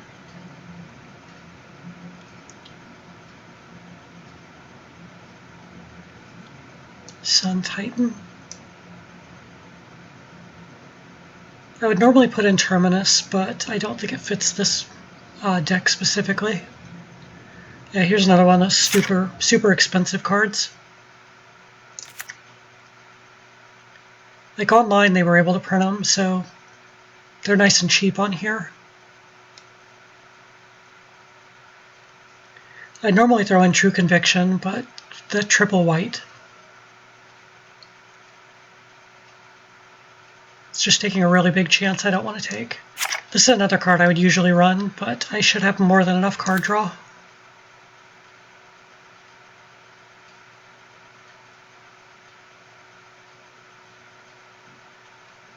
All my creatures have horsemanship. Yes, please. Torrential Gear Hulk is a yes.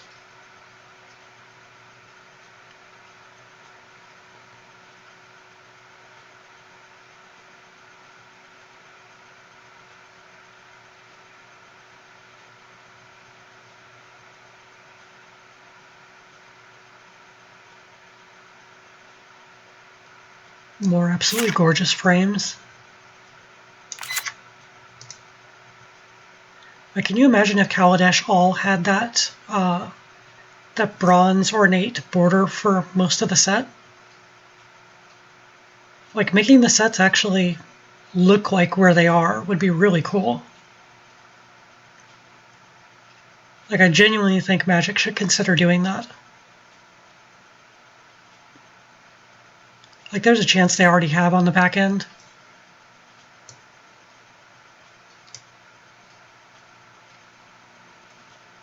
I just decided it was too much effort. Hey Tyler, here's a really good goat you should probably have in most of your decks. Give you a second to read it. Also funny flavor text.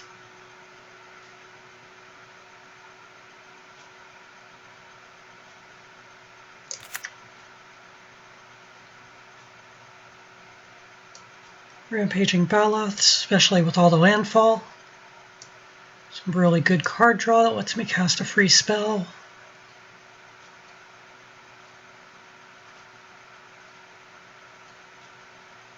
More creature buff on a creature.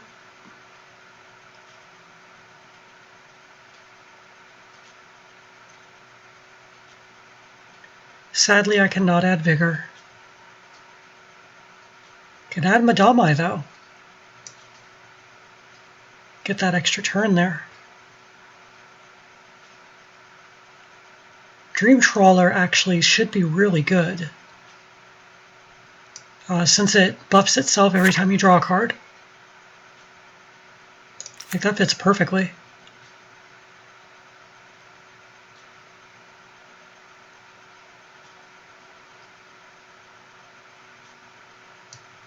Dragon Lord Dromoka's nice. So like my bigger stuff, we definitely want things that we're getting our value for the CMC. Now we're into the really big stuff. I don't think Karn Liberated really fits the deck. Otherwise I'd stick him in.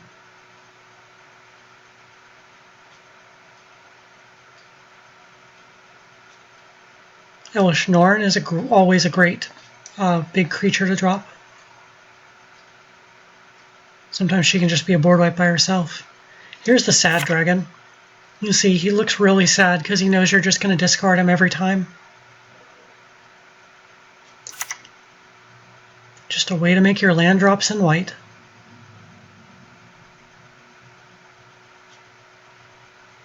Chancellor of the Annex is another big creature. Oh no, it's triple white. Damn it. I really wanted to put this in. Another one of my pet cards.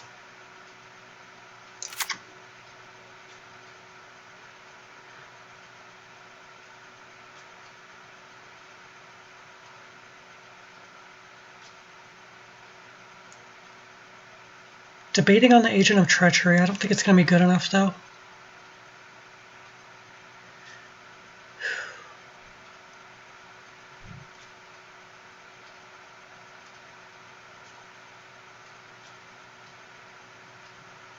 Tromokratos might be.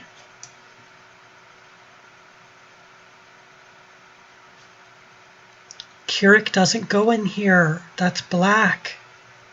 Quit showing me this stuff. Still need to build him. Worldbreaker, there's my first Eldrazi. Avenger of Zendikar for fucking sure. That's 100% in. Like, that's immune to being cut.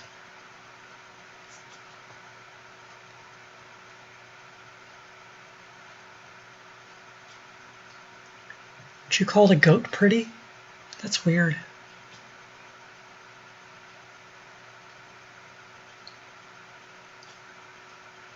Like Tooth and Nail is one of the things that would take this up to like a 9 or a 10 deck.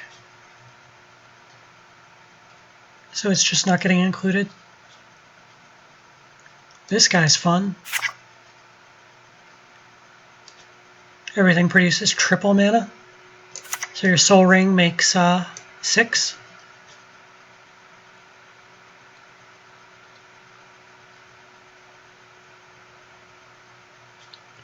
Like I'll budge on the triple green for that one.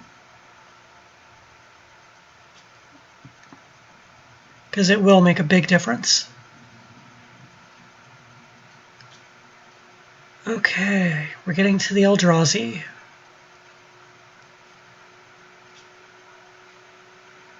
Oh, I won't make the exception for Avacyn as much as I want to.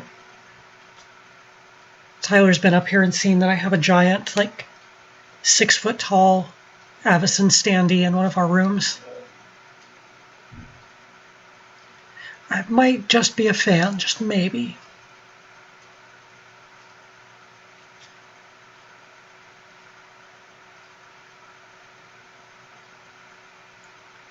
I'm gonna hold off on putting Vorinclex in. No one wants to play against this card. Like, I've seen people concede just because it gets cast. Oh, triple green, can't do it. You know what, let's not break my thing.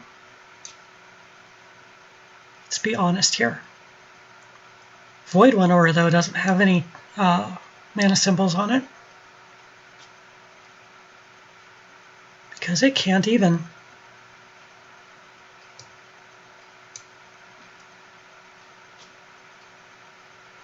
I don't need the draw cards Kozilek or the counterspell Kozilek, but I will take both Ulamogs.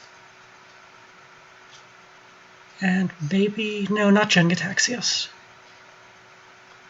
Time Stretch, though. 2 extra turns. Omniscience is another card that'll take it too high of a tier. There's the other Ulamog. Hey, Blightsteel Colossus is good too.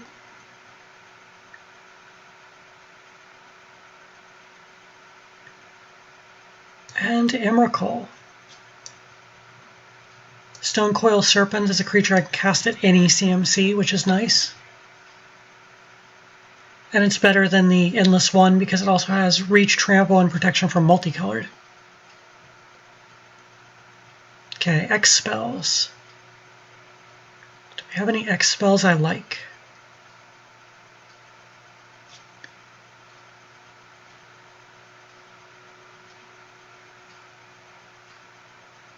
Primordial Hydra. So we got 1 so far.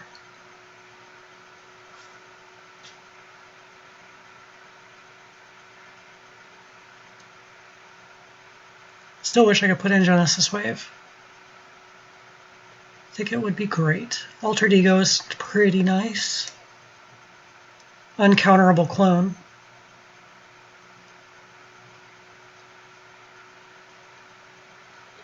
Okay.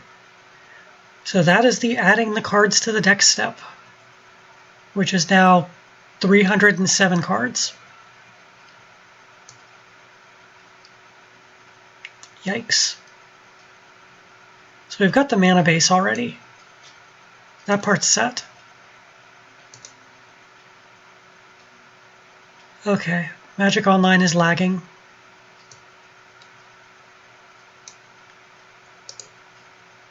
Just to be safe, let's save all my work.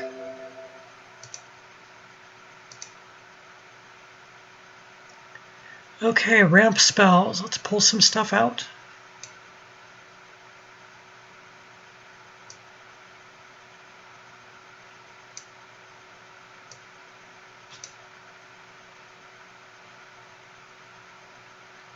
I'm not really talking while I'm doing this just because I want to speed things up a little.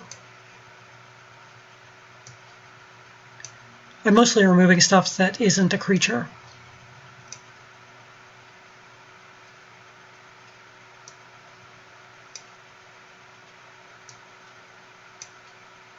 Like, I want a lot of ramp, but yeah, there's such a thing as too much.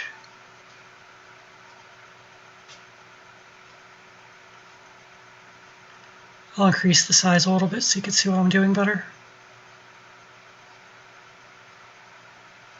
There we go.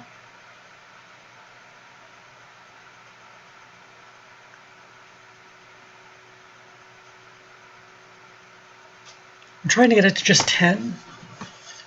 Like, that's about where I want to be on this.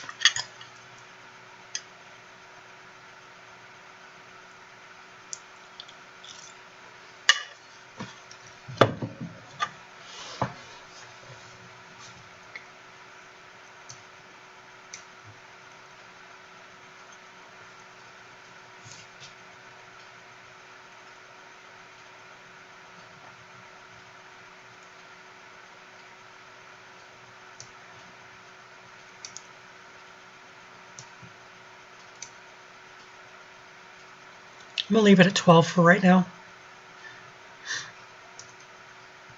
Now we got to look at all these draw spells. I probably only need about 5 in here just because of who the commander is.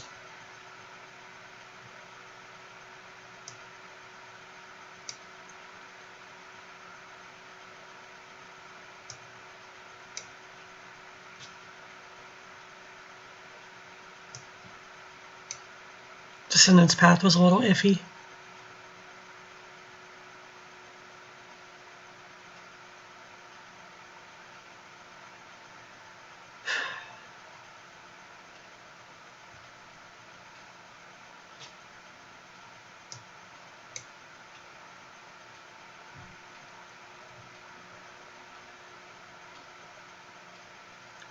Okay, I'll throw it to the chat on this one.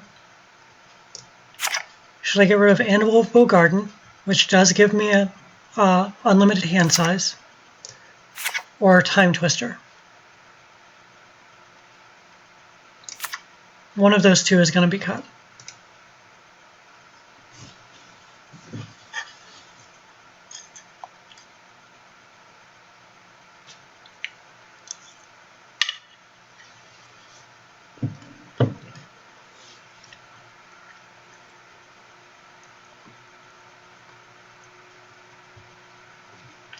Okay, looks like it's going to be the Time Twister.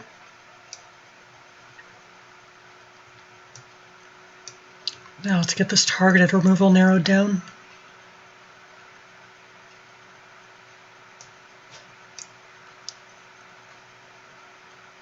Like, I can see a few that can go right off the bat. Now let's see, creature only I'll put on the top.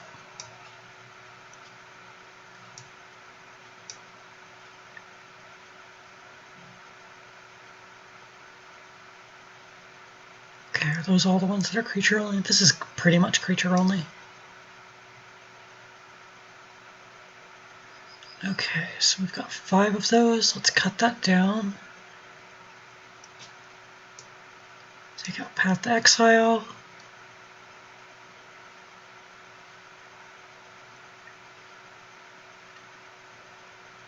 See what we got for artifacts and enchantments.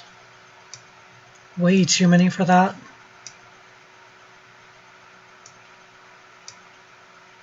Let's lose the cheaper ones.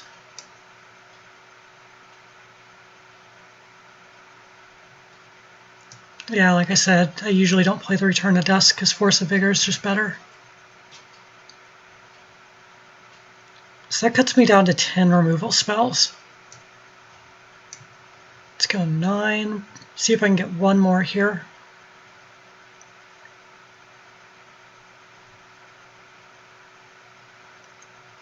I'm leaning toward Darksteel Mutation.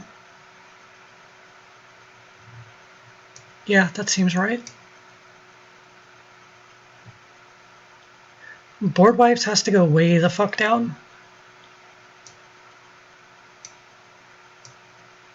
Most of these are going to go.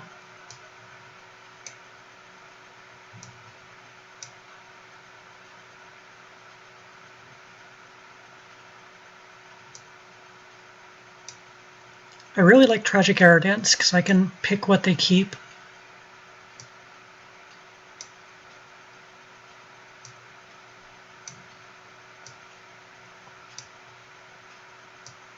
I think I'm going to leave it at just that, just these 3. So we've got Cyclonic Rift, of course. Cleansing Nova, which can either get all creatures or all artifacts and enchantments. And Tragic Arrogance, where I pick what everybody loses.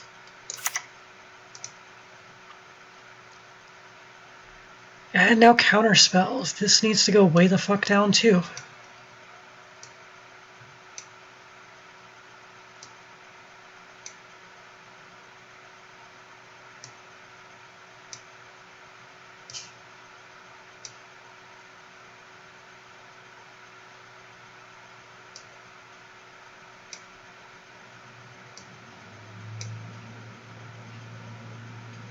I think that looks good. I'm gonna go look at ramp again here.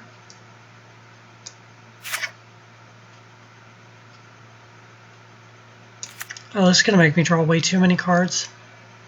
I didn't realize it draws every time I cast a creature. I thought it was just with the mana from it.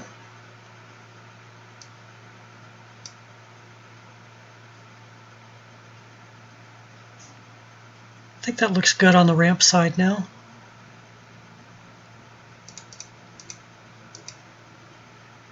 Okay, let's look at creature buffs.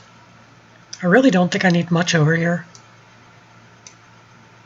Like, a lot of this just kind of takes care of itself.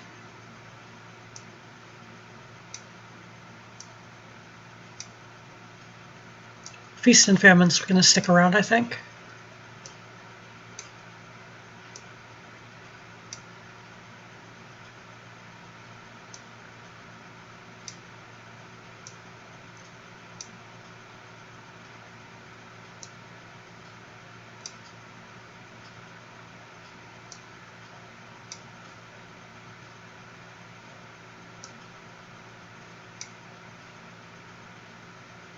Bow of Nylea is kind of a flex card. I may keep it, I may not.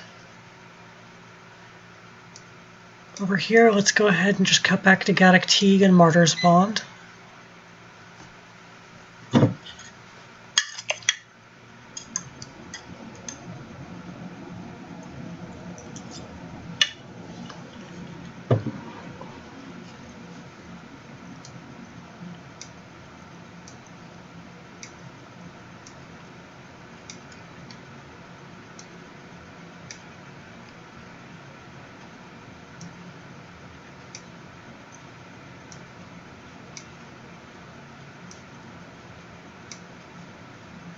You can see a lot of what I added earlier. Just as I got further into this, I found out just doesn't work with the deck.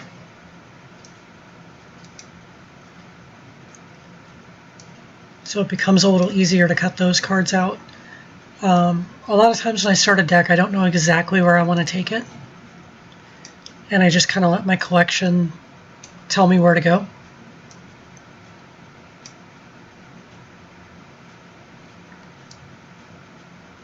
Which is where we're at right now.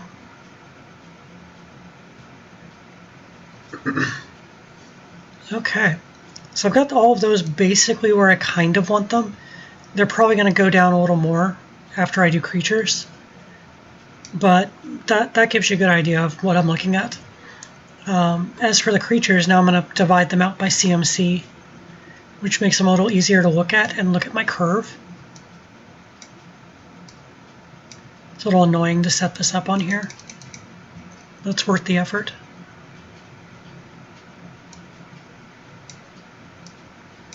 I have to literally move these one at a time to open up the new slots. I have to go a little bit smaller here so I have room for the 7s plus. Otherwise, Emrakul doesn't fit.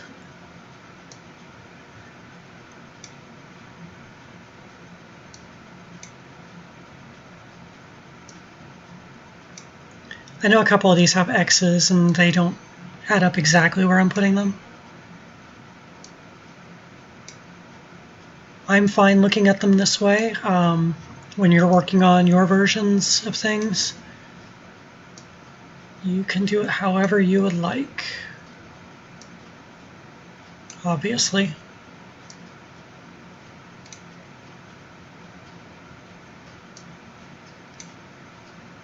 But yeah, I've developed a system over all the decks I've built of how I like to look at things.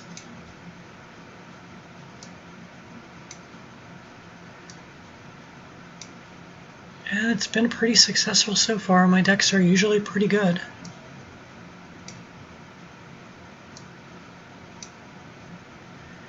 It's just doing stuff like this can get a little obnoxious.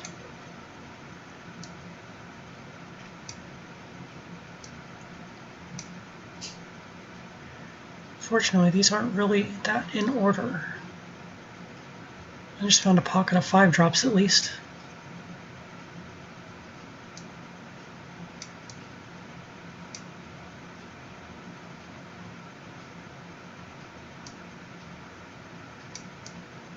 The way they get added on here makes it really frustrating to sort them how you want to be sorted.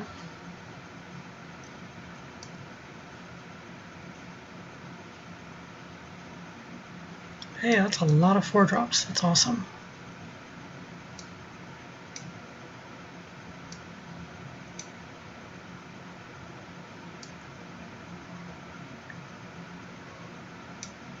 I'm finding all the 3s at least.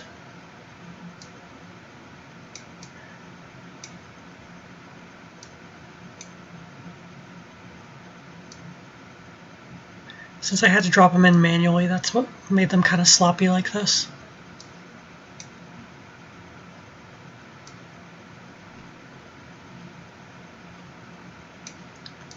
Hopefully I don't get up and put one in the wrong pile. Screw up what I'm looking at.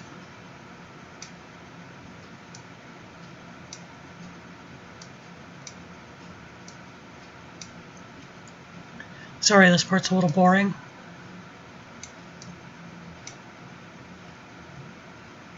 If you're watching this on YouTube, I will not be offended if you fast forward till I'm done with this.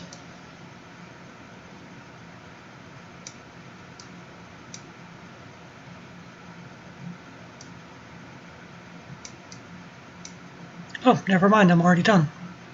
So yeah, if you're fast forwarding, hey, this is where you stop. Stop. Okay, so now we can actually look at what we've got by CMC. Like I said, the 3 is always going to be the biggest. But now we can make like a proper curve to it. By like looking through and figuring out what works, what doesn't work. God, why is it not removing when I drop them? This thing's definitely in. Because it is fucking cool.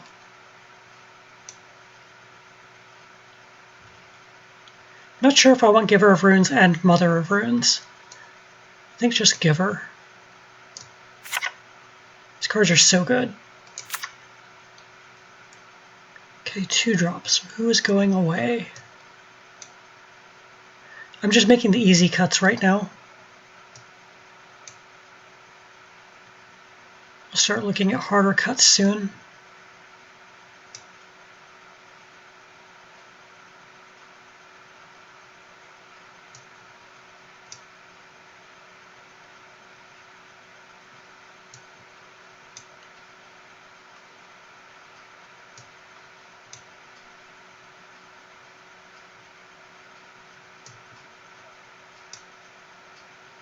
Viewing an Arbiter is a little weird online. You have to actually choose that creature and then pay for him before you even cast a card or use an ability that's going to let you fetch something out of the deck.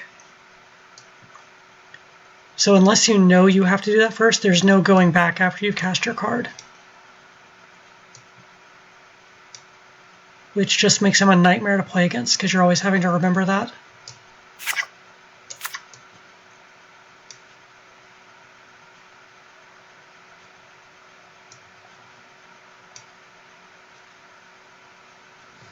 So you can see this is definitely going to be cut down again.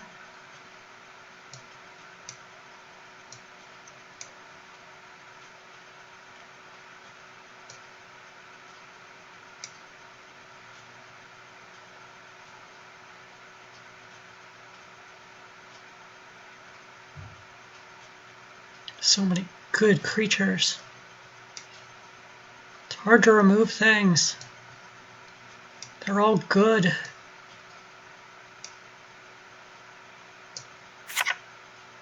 Just double checking. It's any non-creature spell. Okay.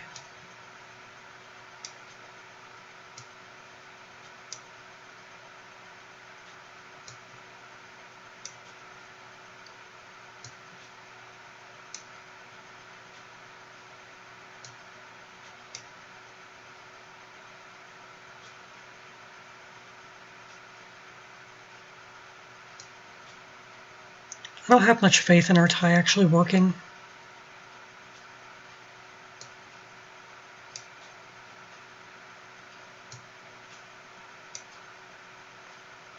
Jeez, I gotta scroll down.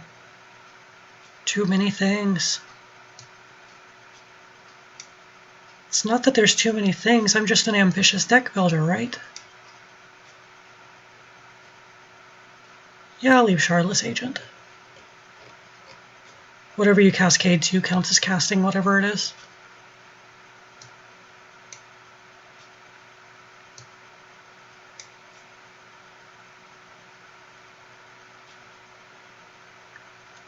Wonder is great, but I don't really have a plan to get it into the graveyard here, which is why it's going to end up being cut.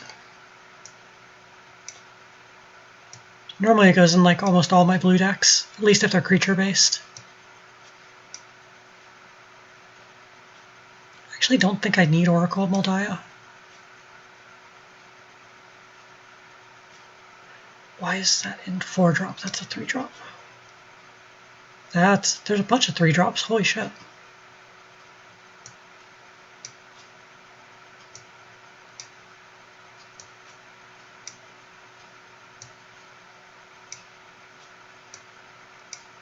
I had a feeling I was going to do that somewhere.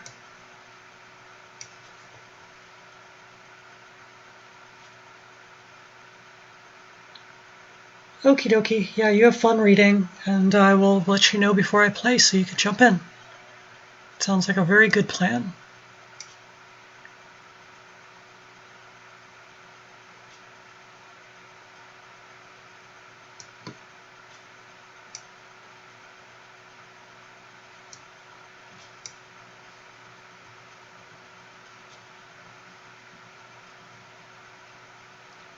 Man, this deck's going to be a pain in the ass to cut cards for.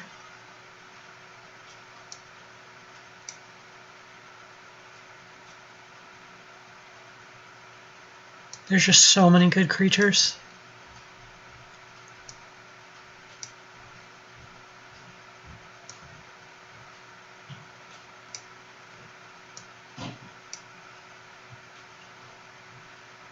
Like, I really like the taxing stuff.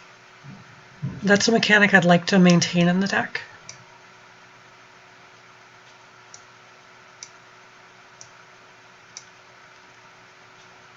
Let's see, on the big stuff. This may end up being larger than the 6-drops, but I do want to cut some of this, for sure. Now that I know what I'm actually going to use.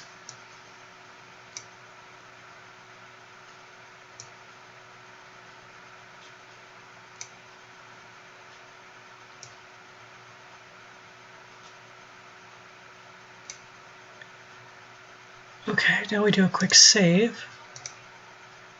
So I don't have to make all those cuts again. And then I want to look at what my analysis is. So my curve is spot on for what I like. And the colors are close to equal. Like, they're not perfect, but they're close. So that gives me an idea of where to go next.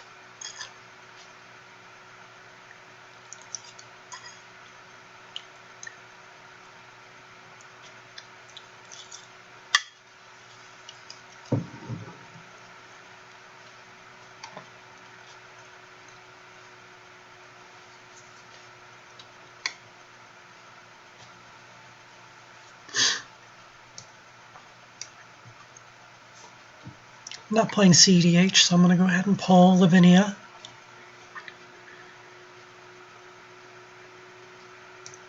Guess I can pull the Guild Mage. Gilded Drake, maybe? I want to keep the 2s pretty large,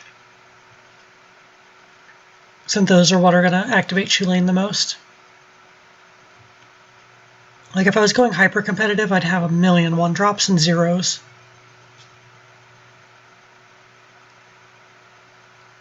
But that is not where I'm going here. I might have the 2-drops trimmed as far as I want them to go. I could probably lose Suture Priest. Doesn't really fit the theme, even though it's really good. Okay, so 3 drops. Courser I really like just because I can keep an eye on what's on top of my deck. Also, the gaining life as I play the lands is pretty nice.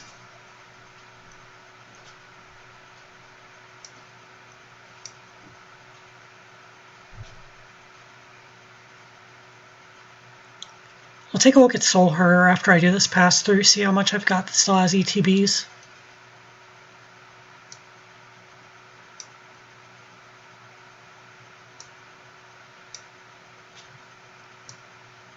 Sadly cutting my jellyfish after I hyped him up.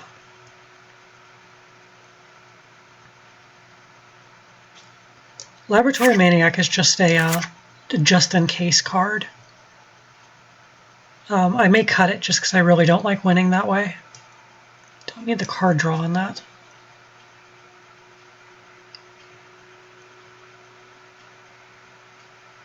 Okay, now I'm going to take the big cuts out of these. Wherever I can afford to. I'm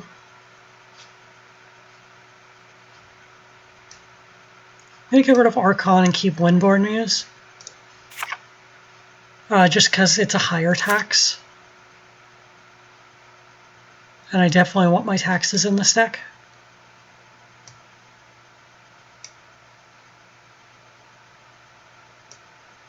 I think that's where I'm going to get the biggest advantage.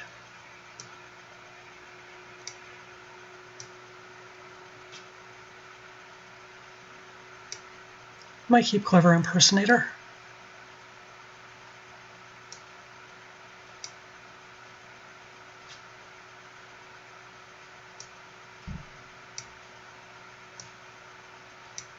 So I'm down to 150.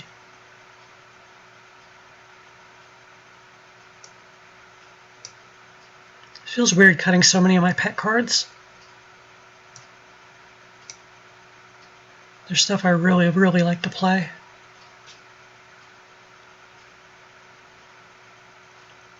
Okay, that might be my creature curve. Pull like one more from here. Okay, how many is this? 18, 38, 47, 52, 56, 61. So it's still a lot higher than I want to be. I need to get about 10 more out.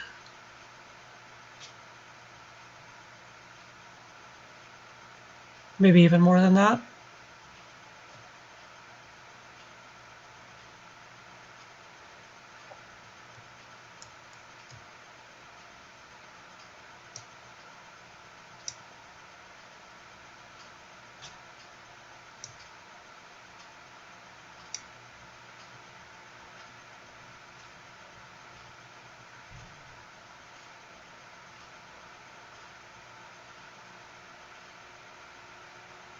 Sorry if I'm being quiet.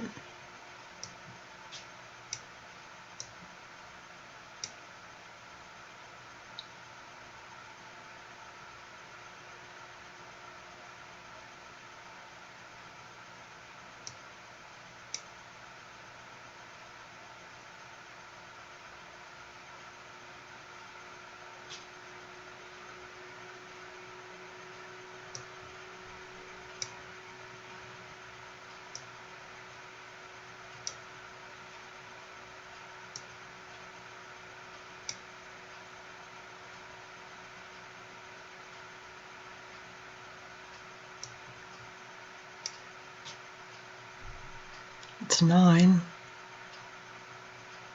Anything else that's not sitting right?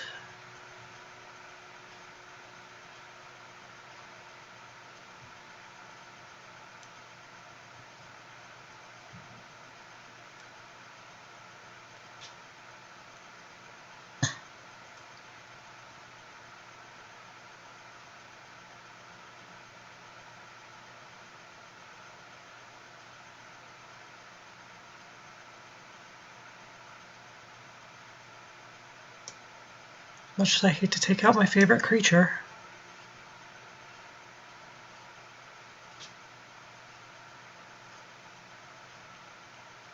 It takes me down to 57 creatures. It'll have to go down further, but be a little easier now. I'm gonna go ahead and just leave them like this. Let's go back to these other piles.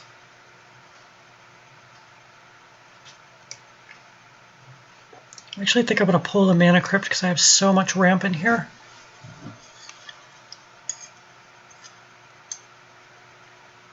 By the way, that 57 is counting the creatures that are interspersed in here.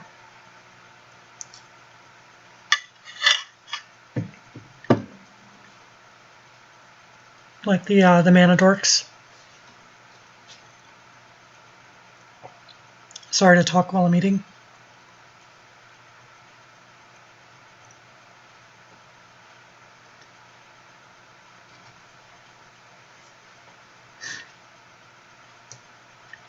Aura Shards just makes enemies at the table, really.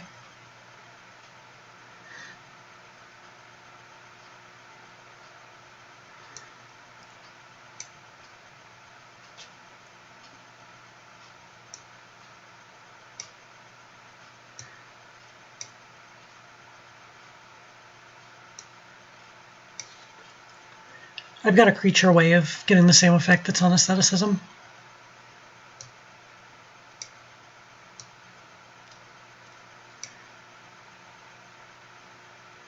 Getting deep into the cuts, I want to make sure I don't lose this.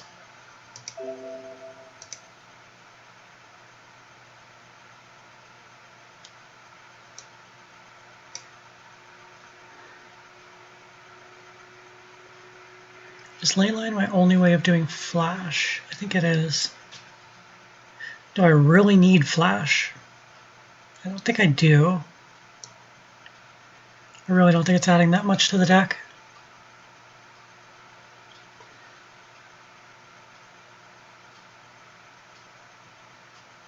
Worship doesn't really add all that much.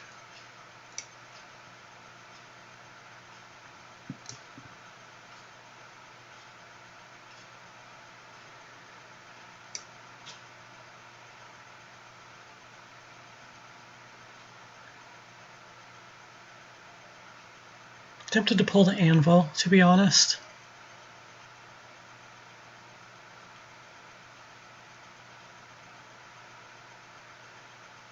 My other card draw is just so good in comparison. And I have several ways of getting an unlimited hand size. By the way, the only 2 board wipes, I do have a potential third one. Winds of Abandon pulls double duty.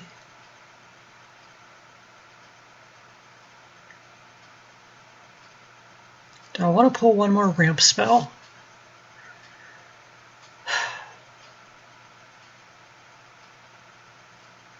Not really. All of that feels really useful. And a good chunk of it is creature-based. So I have 26 cards over.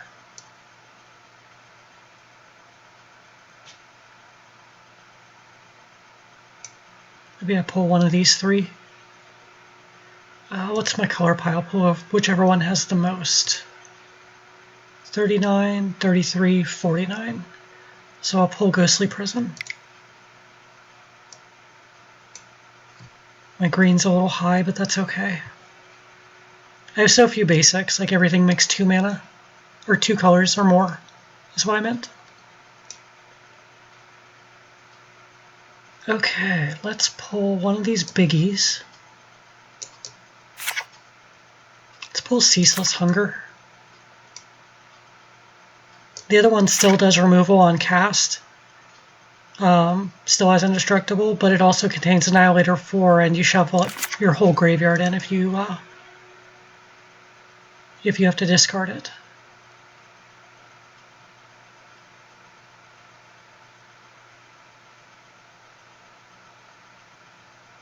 I have to keep Krufix.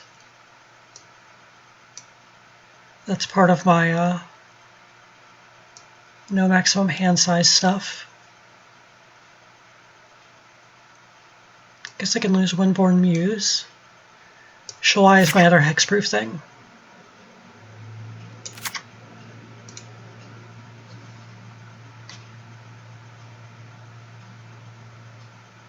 Guess I can lose the Soul Herder.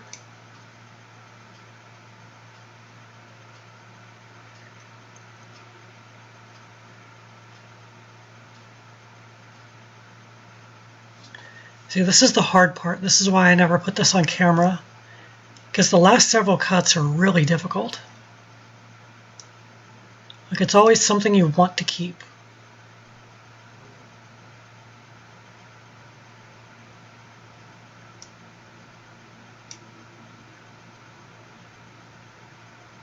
Like, it's never something that's just easy to choose.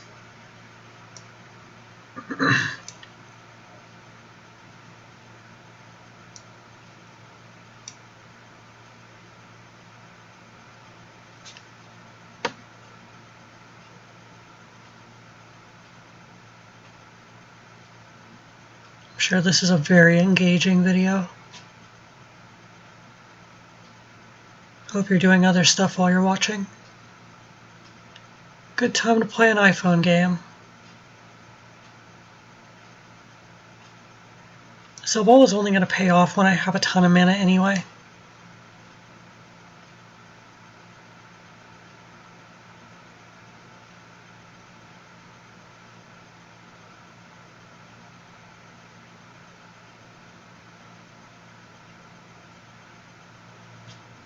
I've got the Thalias side by side, that's cool. 48 creatures. If I can get it to like 45, I'm willing to just cut other stuff to get there.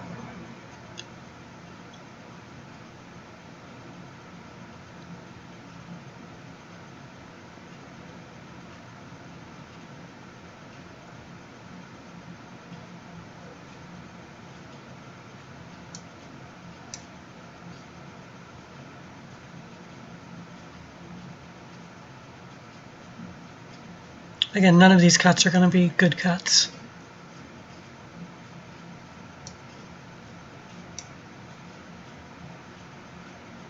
Everything has a card I want. God, one more creature.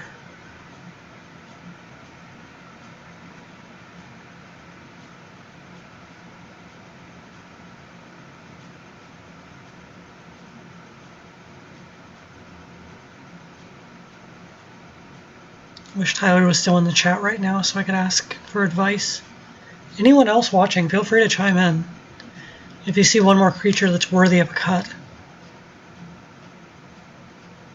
Because I am having trouble finding one more.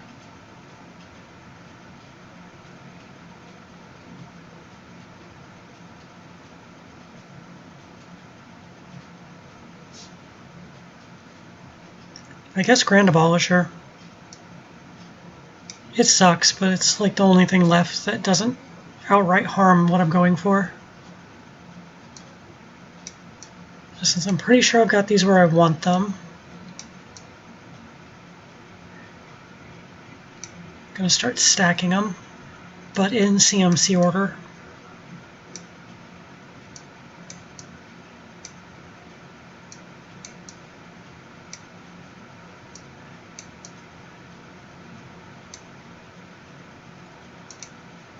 Okay.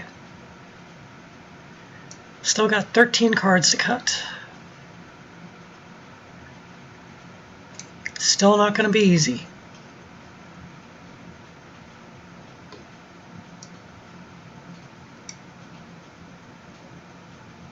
Going down to just the collective restraint on this stuff.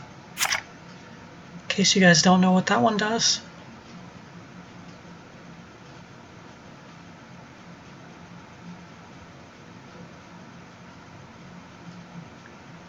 considering my dual lands will get me up to 3 basic land types in here.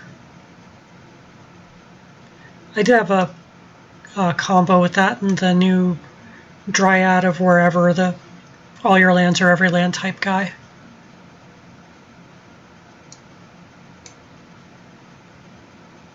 Like, some of these feel like bad cuts, but they need to be made.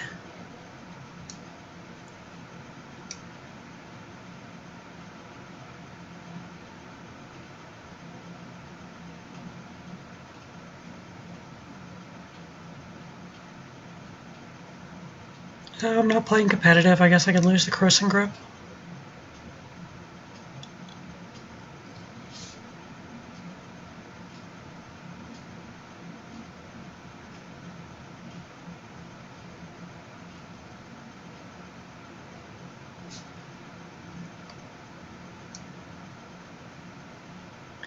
Really don't want my creatures to go below 40. But I'm in a spot where that's pretty much all I have left that I can cut.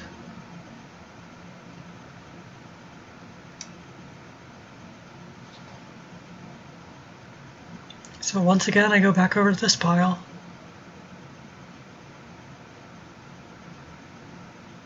I can hear some of you screaming at your YouTube video now. Feel free to skip ahead to the game if this gets too boring.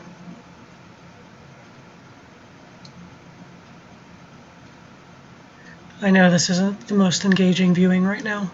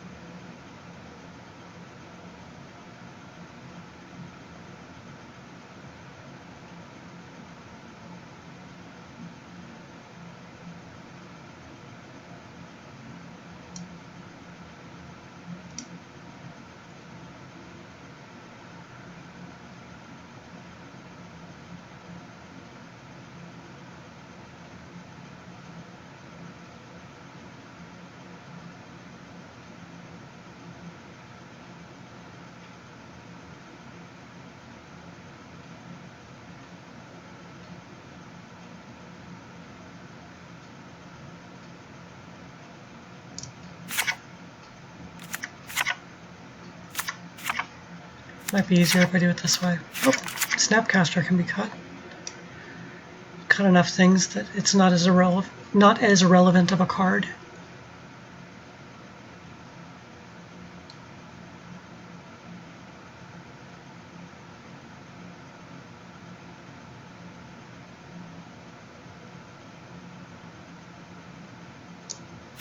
See, it does pay to blow them up while I'm looking.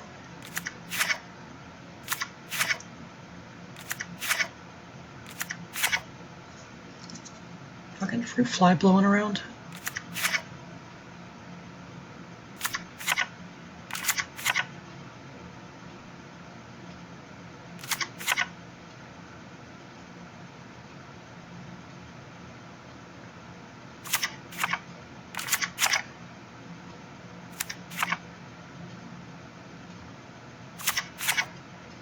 Okay, you have to discard a creature that is relevant. Maybe I lose Scavenging Ooze. Doesn't always do that much. Okay, I can see all of them on the screen now. I'm gonna pull one more creature.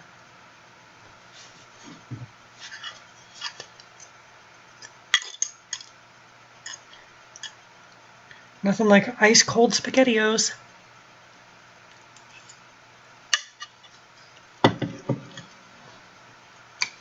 Should get a sponsorship.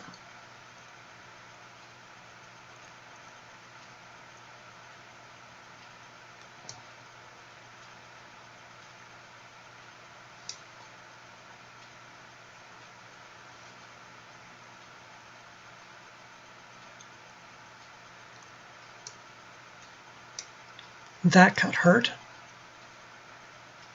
I don't think I've ever cut Mirari's Wake from a deck I've started with it in.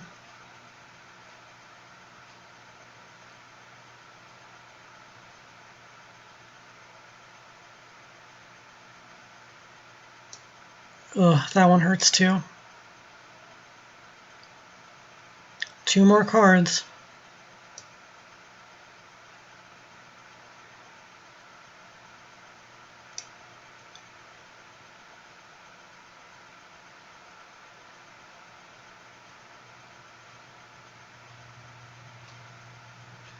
If I find 2 creatures I'm not upset to lose.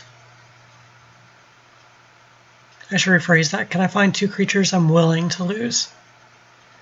Probably even have to rephrase that one.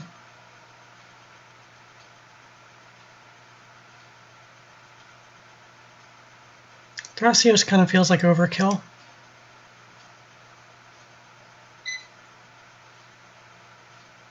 Okay, there's only 1 card left to cut. I want to look at my curve first. So I should probably take out a 3-drop if I can pull it off.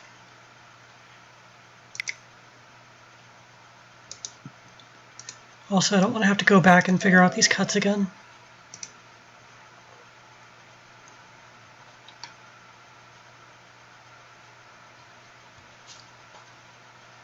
Maybe let Tyler know I'm going to be ready to play in a second.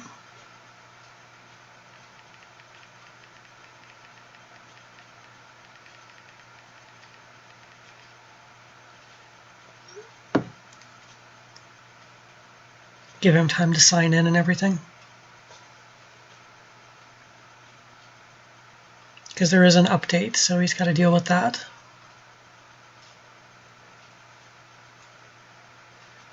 No one in the chat wants to chime in.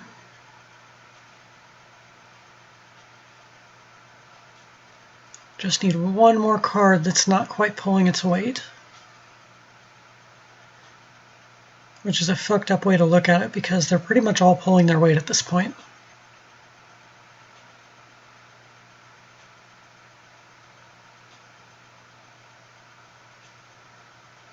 Anyone? No? Okay.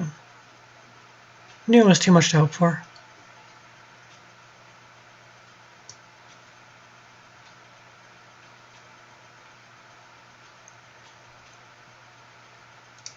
By the way, I normally wouldn't advocate going so low on card draw, but the commander generates a lot on his own.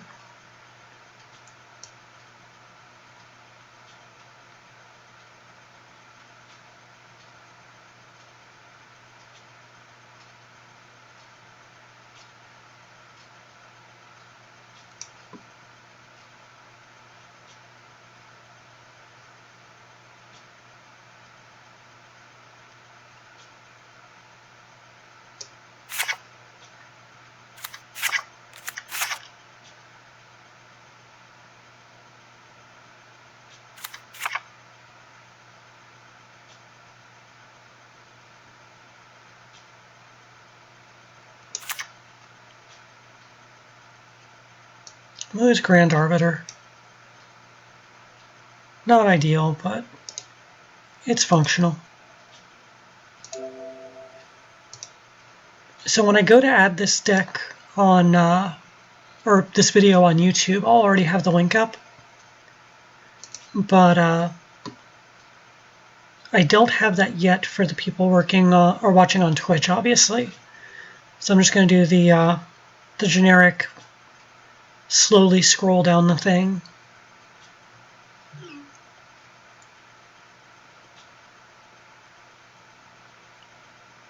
Okay, Tyler's ready to go. So after this, we will go ahead and jump into the queue.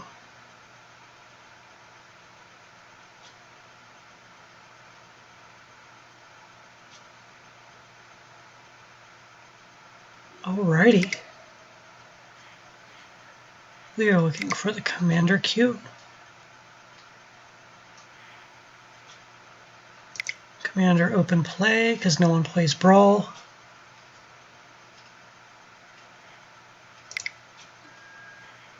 We're doing 4 players.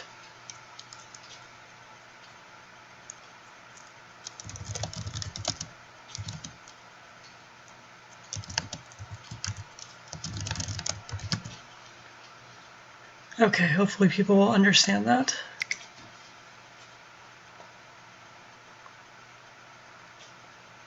There we go, Rowelland. That is Tyler.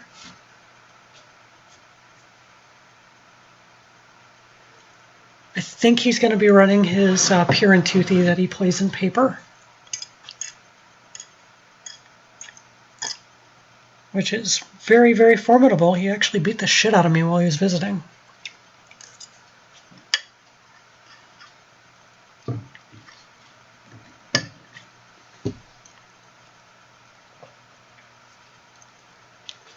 I mean, we were playing one-on-one, but still.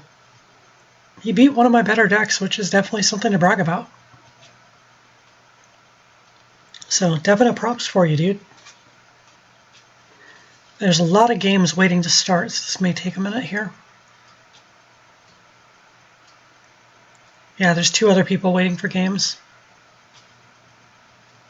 Well, it helps if you mention what you're looking for. You usually get people faster. It's not just a Wild West anyone can join, because people assume someone's going to just make it annoying.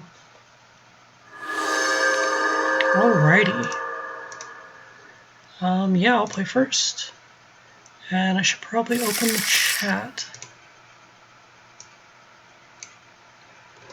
Okay, so it's Chulane versus Animar. Zozu, that is not a nice deck. And Pure and Toothy. I've got 3 land, no ramp. I'll keep it, I've got enough removal.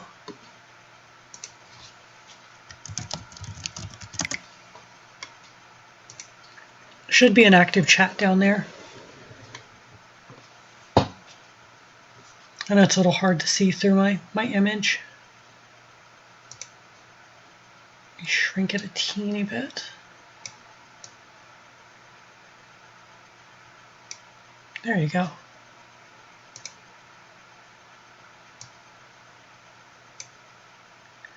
Do. I did a thing. Alright, how do I want to start out here?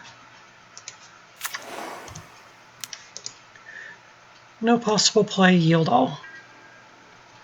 Hopefully Tyler remembers that's a thing. Also, I'm very glad you got rid of the generic avatar, buddy. That new one looks really nice.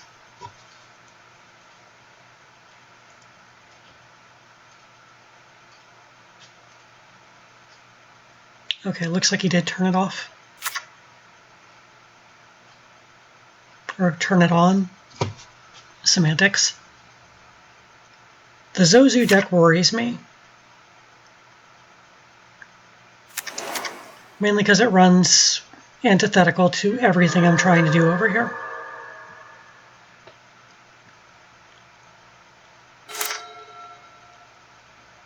God, these new sounds are so weird.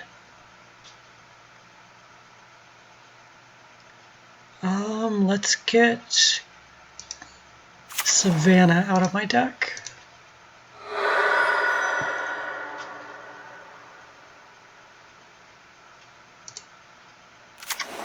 Should have blown that up to make sure I didn't misclick.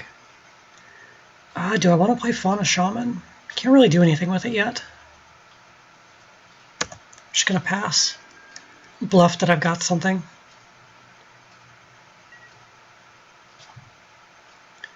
In case you didn't notice, the only one that didn't say good luck, have fun was the Zozu player.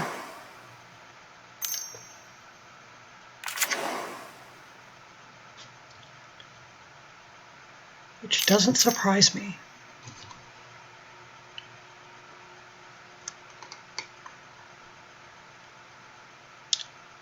I thought he was casting Pure. That's weird. Wait, do you only have 1 land? Or did you just skip your first main by accident? Okay. Well, if anyone's going to get land screwed, I'm not upset it's that player. Let's just hope they don't auto-concede because they missed their second land drop. I think you had a chance to mulligan.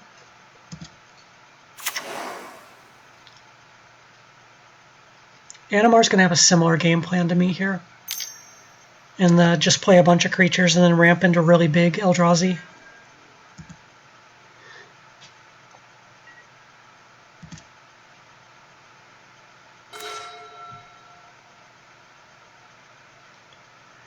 think I'm just going to sit on my Beast Within and Generous Gift in case something really bad comes out. Like, I don't have anything I can actually cast right now. I can get Chulane down in 2 turns, though. Like, I'm not ramping into him, but at least I'll get to him on time.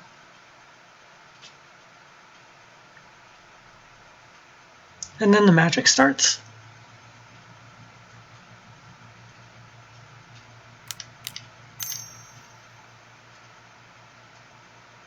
Okay, Toothy's coming out.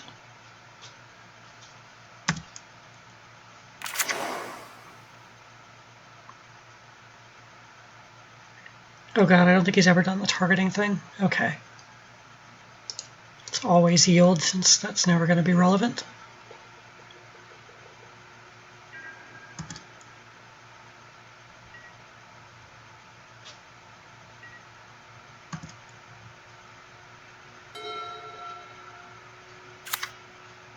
Okay, Zozu got their second land. Cast some Mana Rock, because of course. I'm probably going to save my removal for Zozu.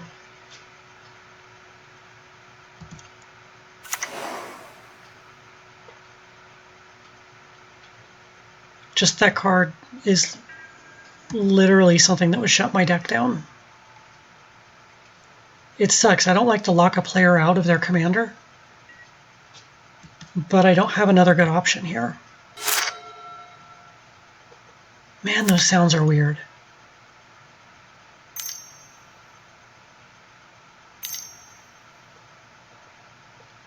Like, I guess they wanted some kind of sounds for, like, all the people coming over since they're not playing Paper Magic right now.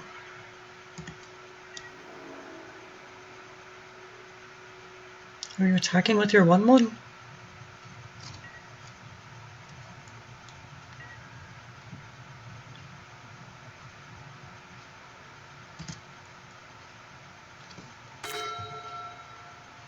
Okay, well, there's something I don't mind casting this turn.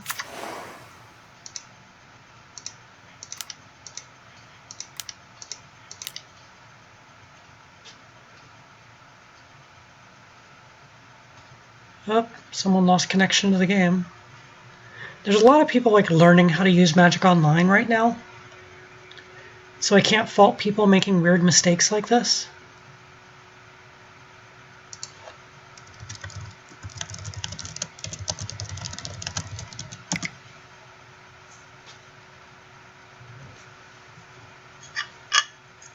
Like, there's still a chance they're just going to be able to reconnect fine. Because, I mean, server stuff is always a thing.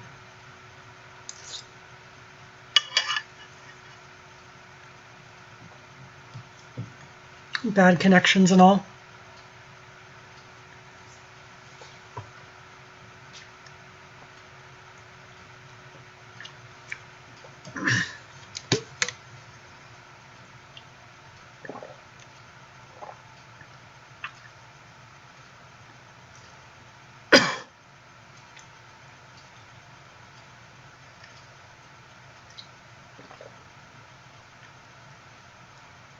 I have a piece of food caught in the back of my throat.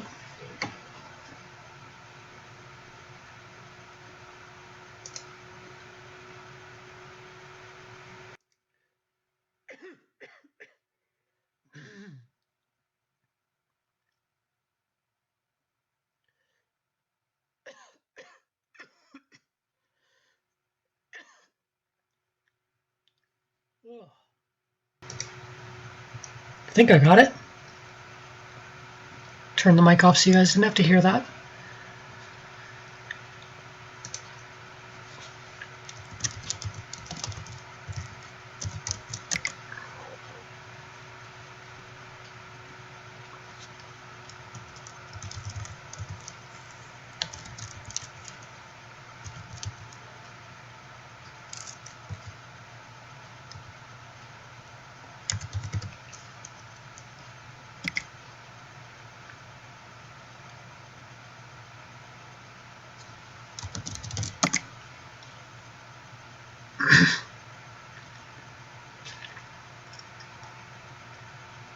God, it's still stuck back there.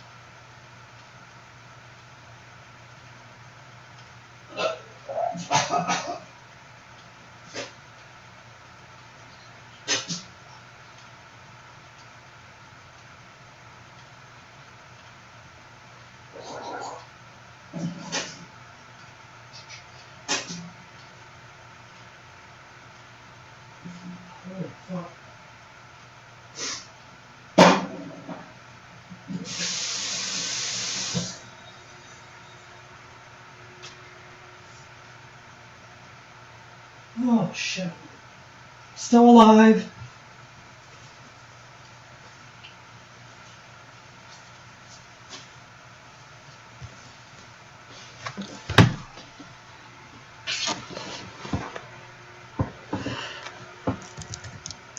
Holy fuck. I literally had to just stick my finger down my throat to make me throw up. Whew, that is not something I want to do again.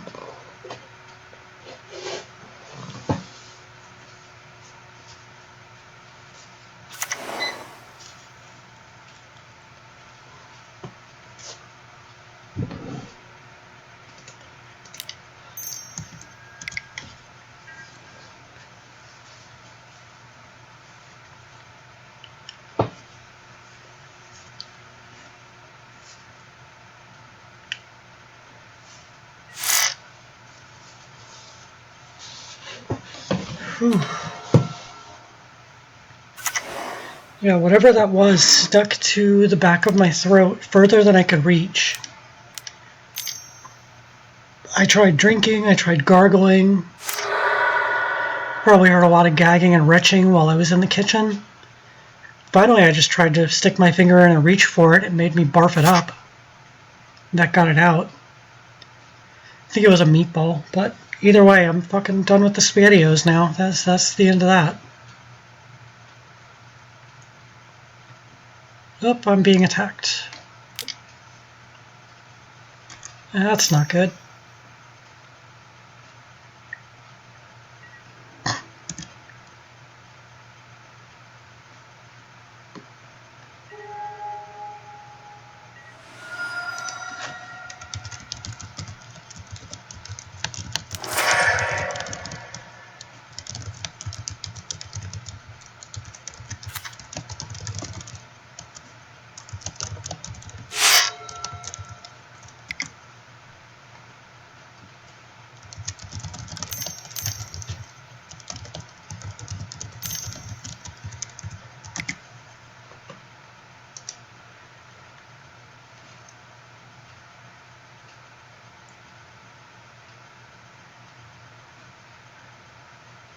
Oh, here is our good friend Animar.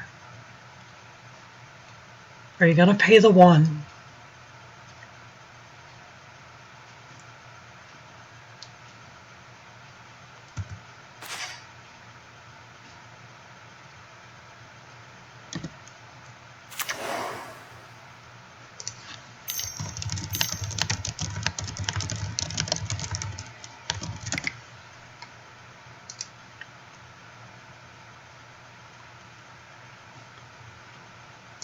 Oh boy.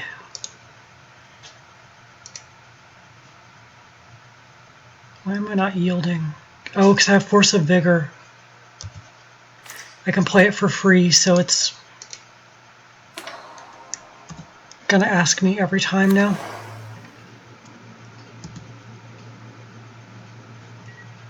This is the first time I think I may have ever played Animar, like against Animar, when I'm not playing an Orzhov deck.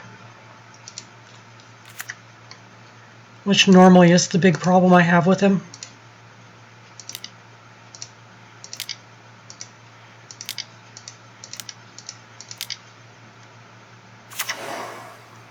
And I has a Chulane. Do I want to cast Stonecoil Serpent for 0? I'm gonna have to discard anyway.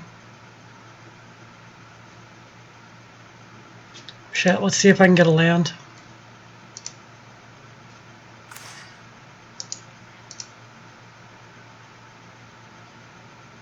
Whoop, I did not get a land, I got a mana drain. You make me manually click.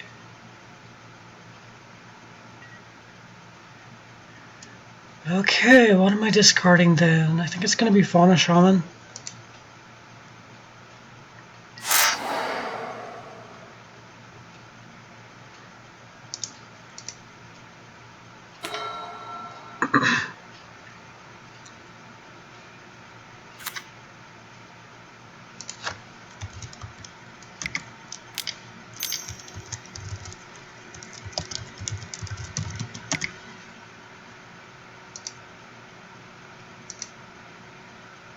I think I'm going to go with Crew Fix first on my turn, just because I need to get the unlimited hand size.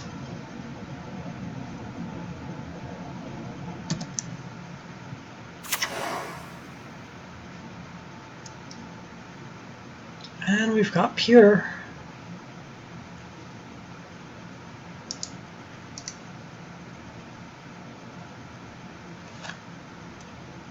Go ahead and always yield.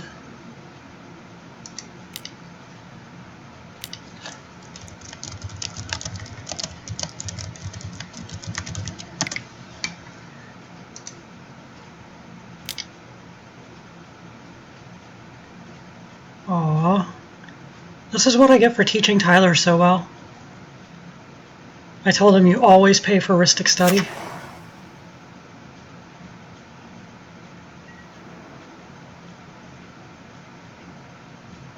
Should probably swing at Draven now. I don't think he would double block and lose Animar. Sorry to assume gender, but just going by the name of the anime character they picked. I've got a friend who likes that anime and uses that as his screen name somewhere. It's the only reason I know it, since I don't really watch anime.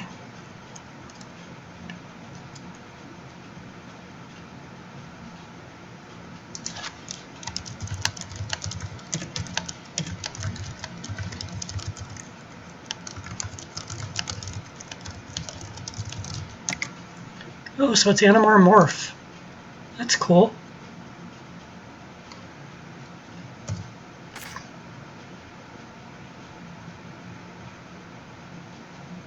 So sadly, this is one of my few lands that comes into play tapped.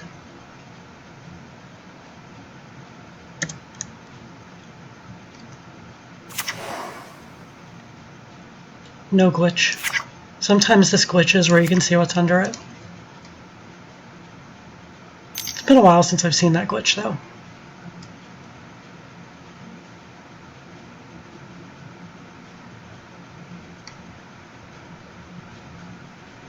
Okay, another morph. Are you paying? I'll take all the cards you want to give me, dude. God, I almost called him Boob. Okay, so with 3 counters, all the morphs are now free.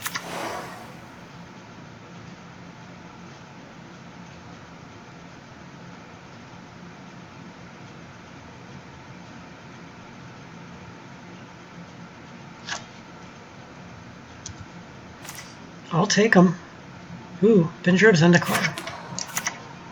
See, I didn't actually need the tutor.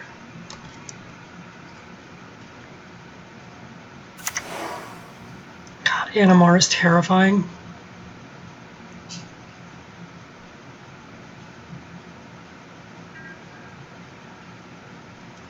So who is getting attacked by this?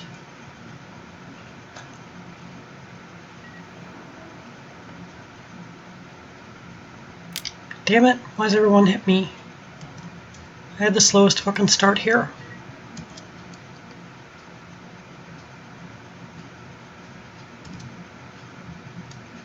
Well, I do have 10 cards in my hand. And a scary commander. Can't fault them too much. I just hope after all that deck construction, since I'm putting this all in one video, that I don't have a terrible game here. Oh, Jesus. Are you kidding me? Yep, let's turn off everyone's commanders.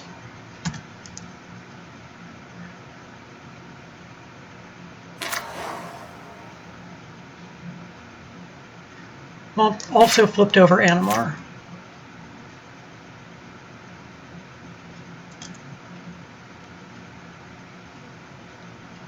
Yeah, this was what I was wondering I would see when I clicked on their stuff.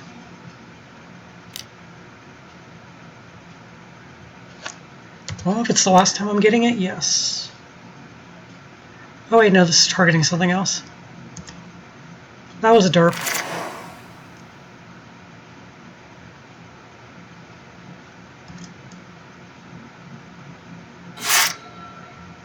Okay. I think I play the Misty and get my other untapped land. Do I need another untapped land? I don't. I have no 1-drops here.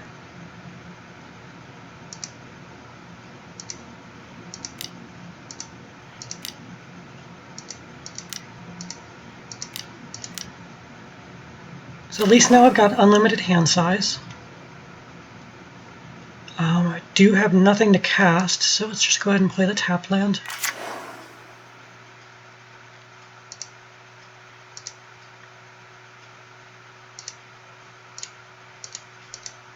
So I'm just going to save it as a blocker so that way I don't get attacked by anything big. I can always chump block. Chump blocking with my 2/2 commander.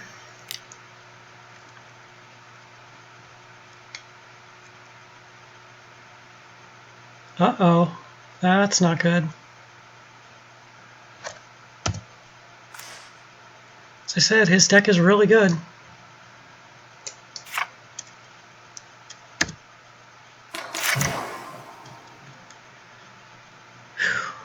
That's a scary Hydra.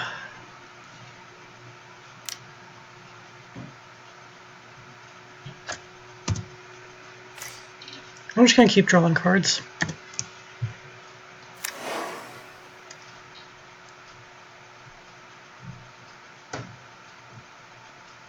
See, I put 2 on Pier right here.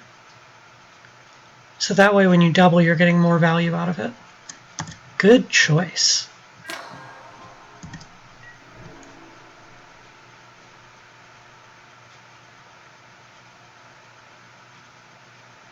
I'd rather be able to block that Animar when it comes my way. Makes me wonder what all these other creatures are. The actual morphs.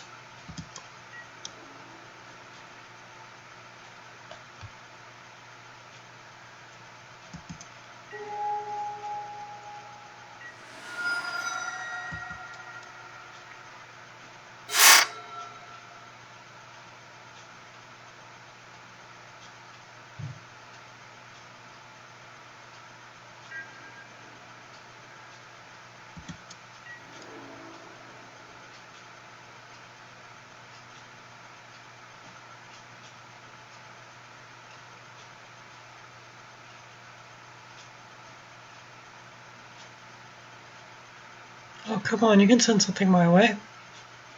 There we go. I am okay with this. Because now I can get Chulane back. Not that he's going to do a lot. Yeah, I don't have any 2-drop creature to play.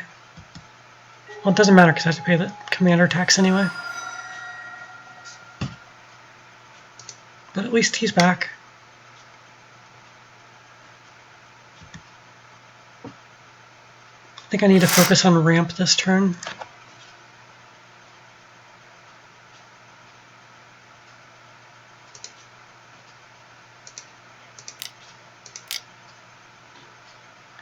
Let's go get a Tropical Island here.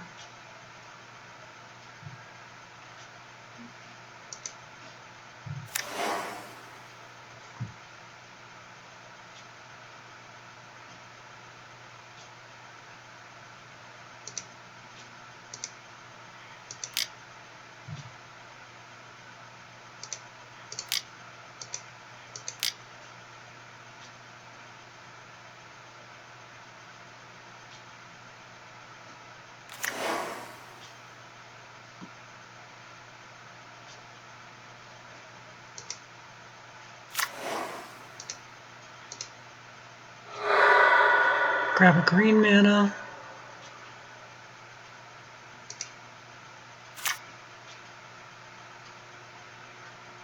I think I just hold up Beast Within.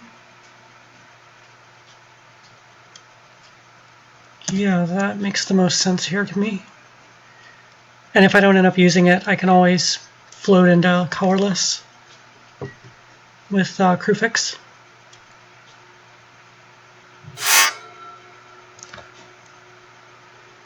Man, these new sounds sound like they're not working to me.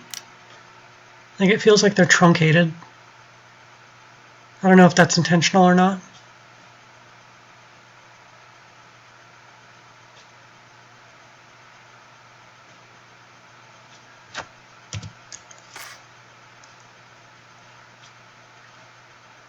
Loyal Guardian also terrifies me.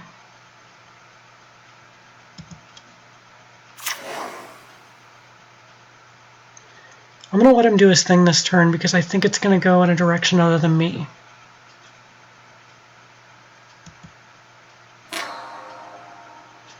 I think he wants to worry more about Draven than me.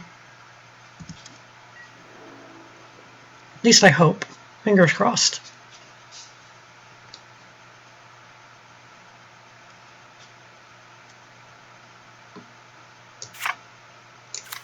Oh cool, it does tell me the names of the ones I saw flip over.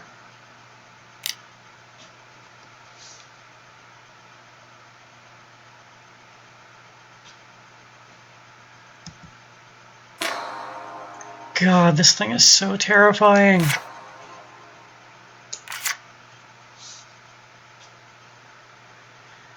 I would honestly block it with all 5 of my creatures if I was Draven.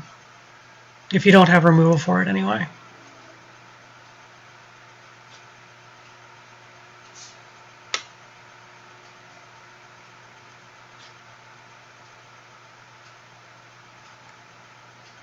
Because you gotta do something about it.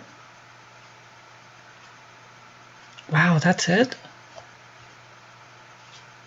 What does that thing flip over into? What you hiding?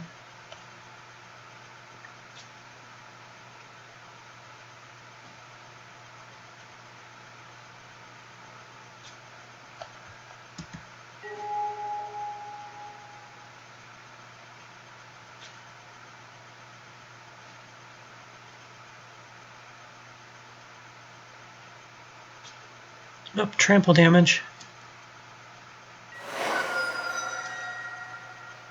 Unblinking Bleb was the other one. I would have flipped it over just to take 1 less damage.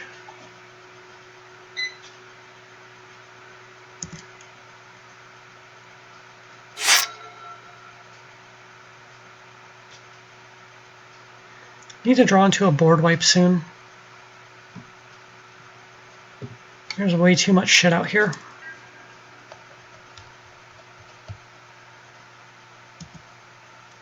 Let's see where this combat goes.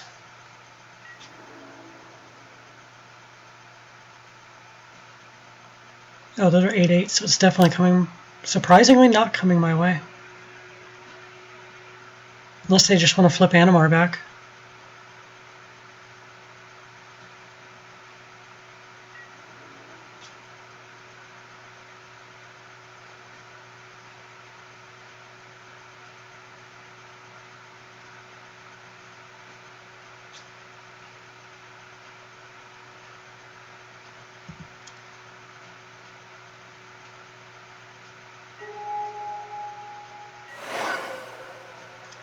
So it looks like we're going to get Animar back. You don't have another land? I thought you would. Do I have an end of turn effect? Yeah, I think I'm going to kill the damn Hydra. Doing the green one. Couldn't remember which one I picked there.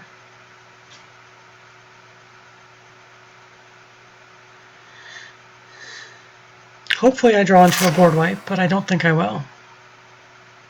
That is the wrong art for that beast. That threw me the fuck off for a second there.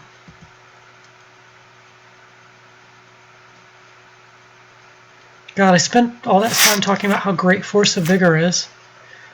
And everyone's just playing creature spells this game.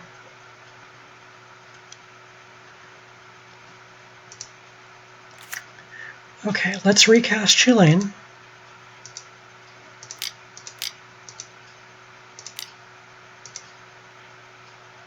Going to need a white and a green at the end of this.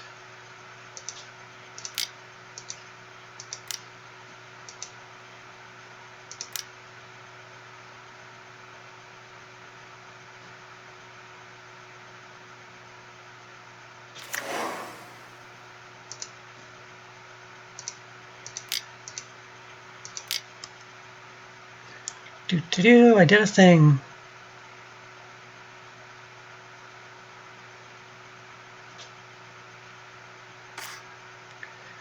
We're going to play Misty Rainforest here.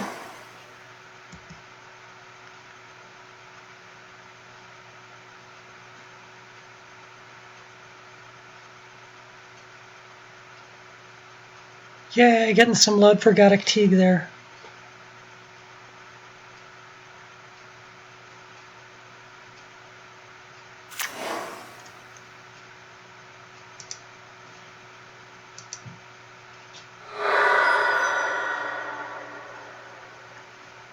I'm not exactly sure which dual land I'm fetching.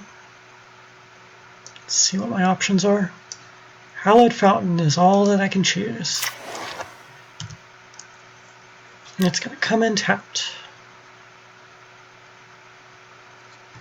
I think next turn I'll go for Avenger of Zendikar, if nothing on my side changes. I should have saved the fetch land for that.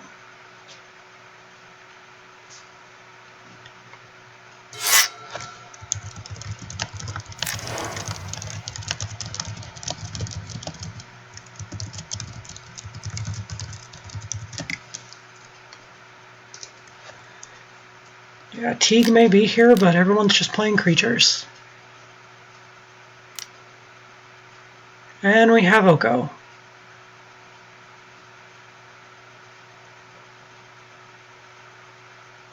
Are you going to keep letting me draw?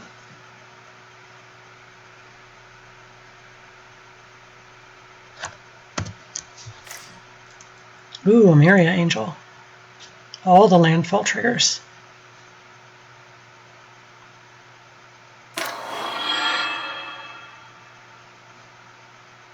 Yeah, that's an ominous enough sound for Oko.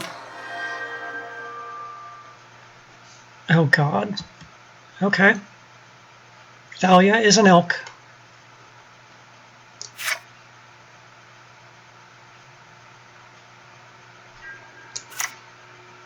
My green elk. Someone doesn't like their stuff coming in tapped.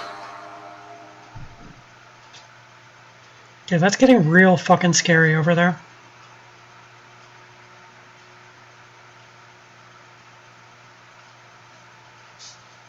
Please don't eat me. Fuck. They're both trample.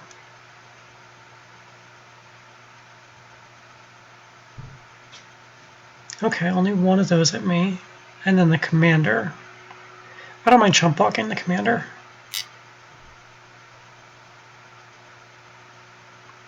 Okay, so just those two.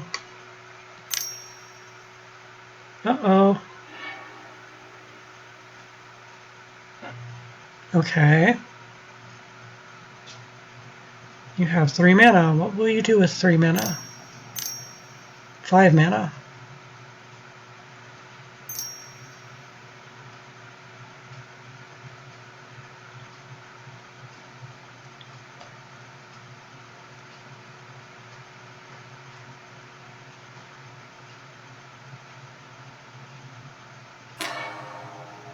Hooded Hydra, okay. Get a bunch of snakes when it dies.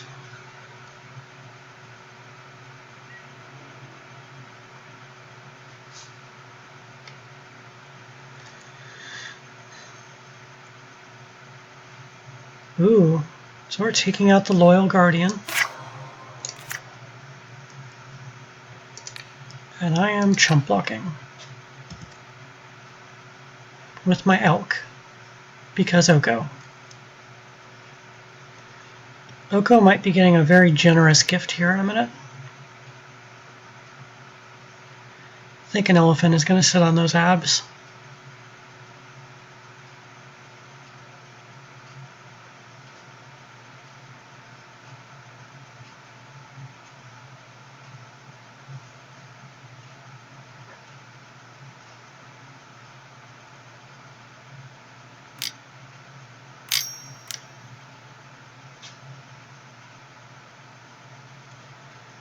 Oh god, the solidarity of heroes. There it is.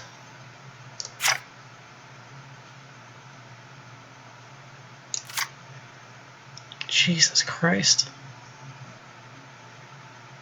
Paid for Ristic study. He's learning.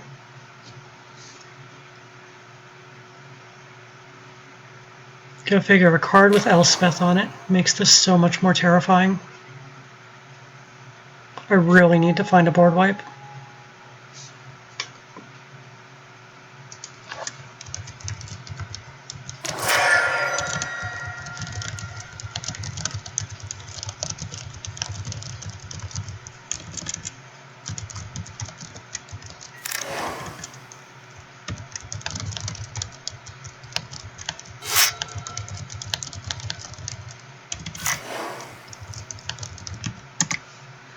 Hopefully he'll get that before he starts doing stuff.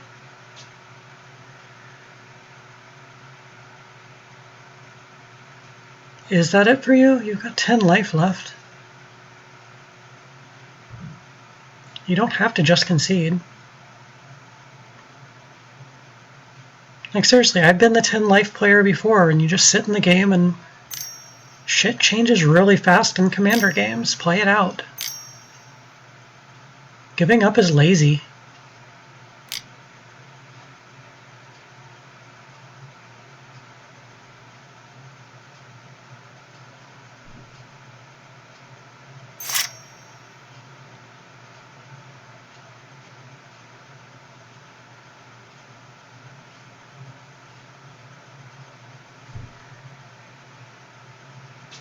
Okay, Cloud of Fairies. I like where this is going.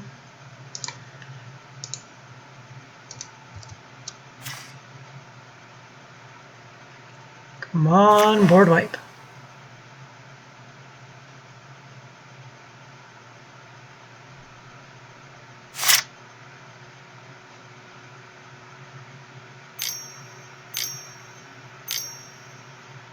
The new sound is so weird.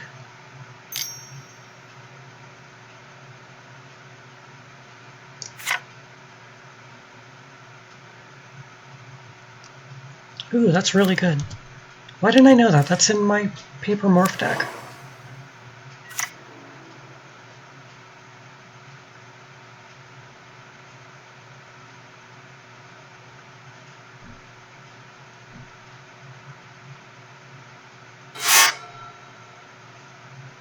Well, crap. Crappity crap crap crap. Well, let's start with something cheap and go from there.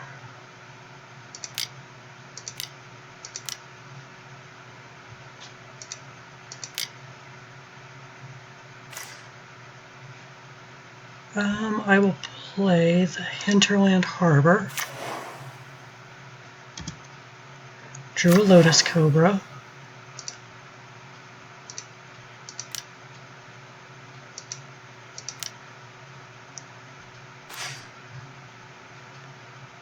Let's play the Forest.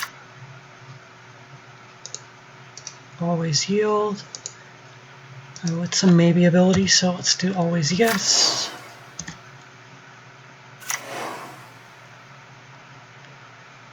So I haven't done my actual land for the turn, but hey, look who I drew. It's our buddy.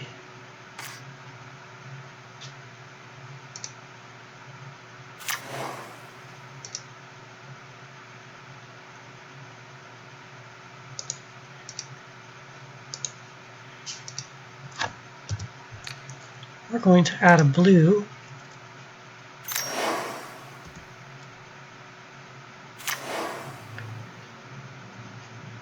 And we will return Shrieking Drake. Cast it for the blue from the Cobra. Play a Plains.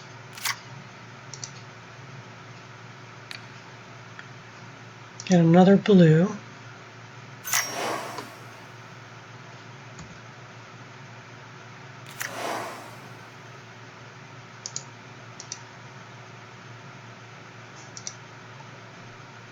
So I can keep doing this thing with the Drake until I draw what I need.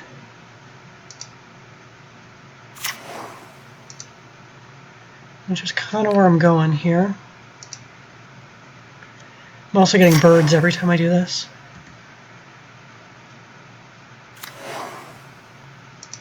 Return the Drake. Cast the Drake. It's a little repetitive.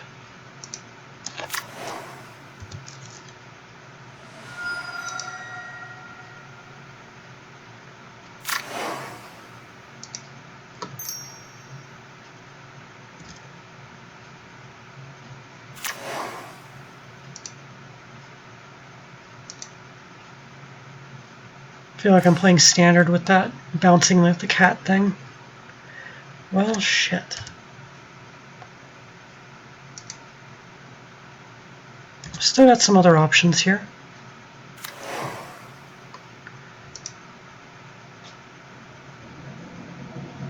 So I can still play this Drake more.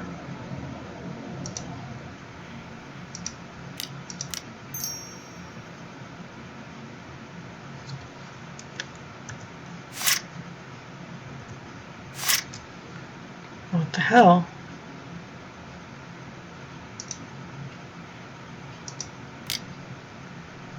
Oh, I have to... Okay, that was a derp.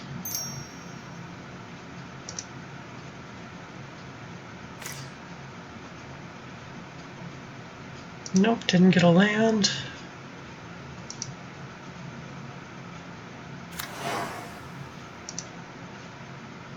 Still looking for a board wipe, though.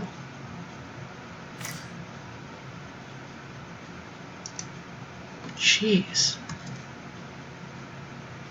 Okay, this is not a fun deck to watch someone else play.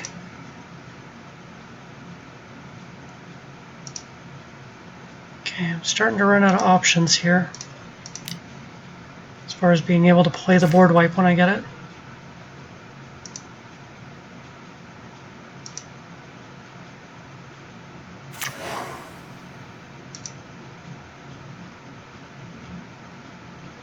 Got 6, so I've still got a little bit I can go.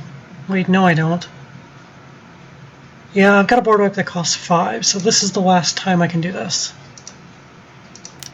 Unless I draw a land. Which I don't.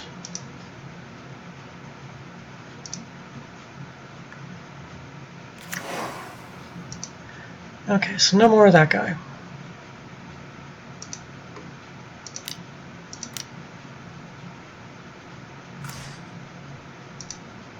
Oh, that's a thing.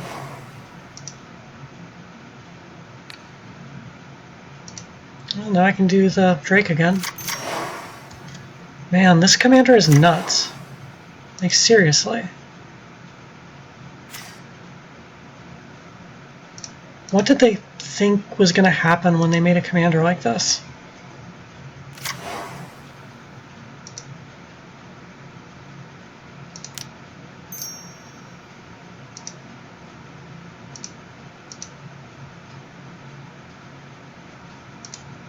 Hello, use the mana.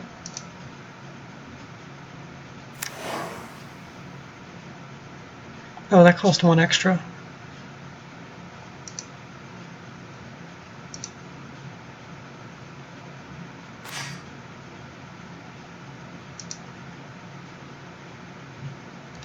Looking for that board wipe.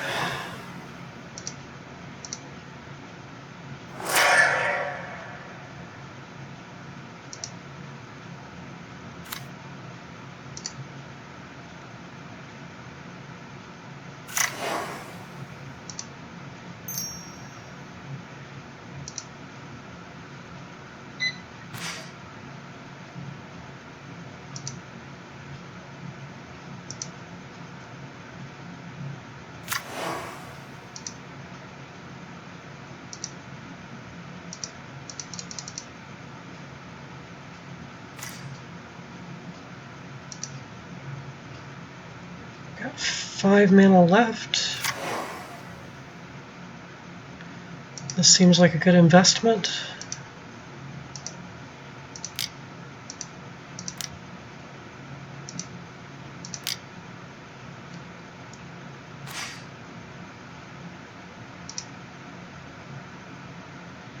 Watch, I'm going to play the Shrieking Drake one more time. I'll get the board wipe now that I'm tapped out.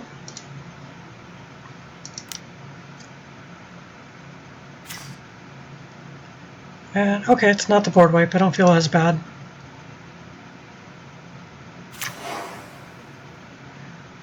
And we return the Shrieking Drake, because that's how this deck works.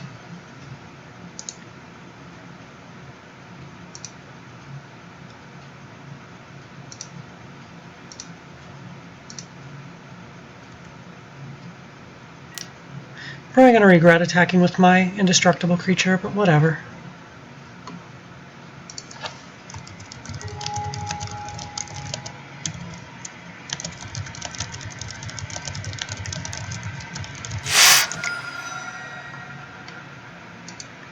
Yeah, I don't normally like to play decks that, like, take over the game for that long at a time.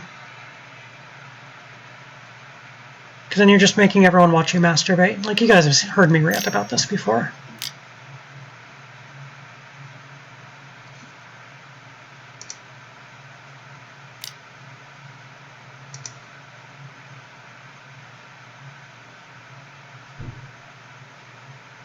Did you just imprison in the moon your own island? Oops. Misclick. We all do it at least once.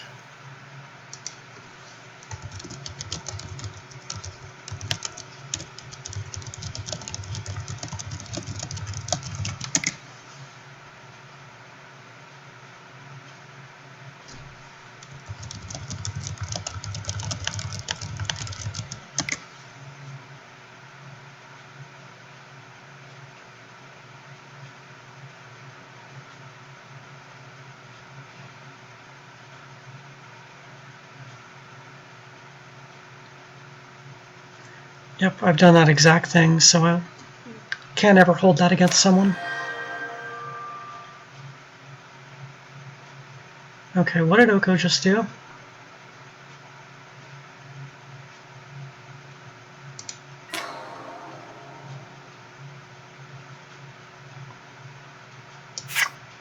Okay, Shalai is an elk. I figured.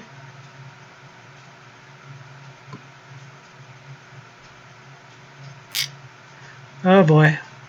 This is bad. It is really, really bad. Can I stay alive? Well, these two don't have trample. At 19 life, I have to block all of the rest of this.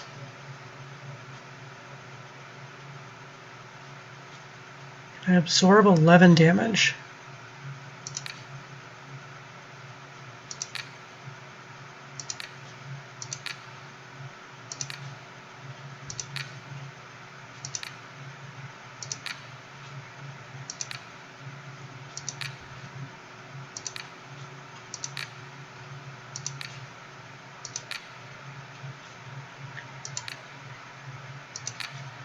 That's 10 damage.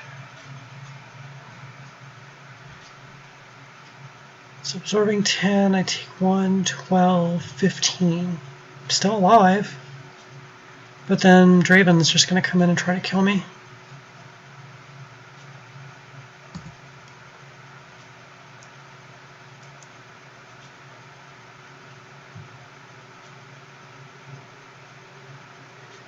At least I got Chulane going off on camera. That's totally what this deck is supposed to do.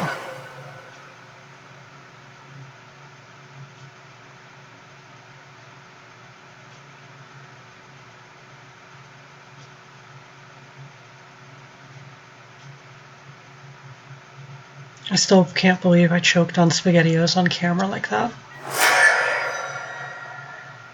Yep, I am down to 2. Hopefully Draven doesn't kill me, since they probably want a board wipe to happen.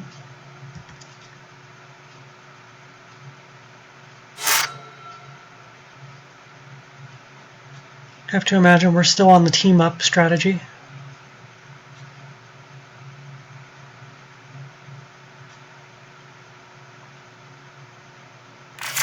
But they could totally snipe the kill away from Tyler up there.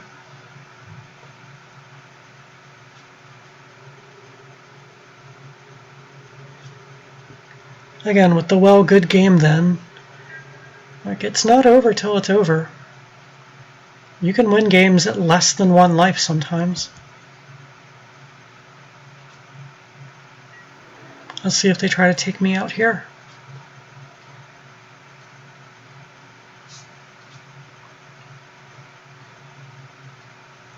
No, we're still working together. Or are we? Ah, going after Oko. Good call. This is why you don't just auto drop out, because we can actually work together and get some shit done.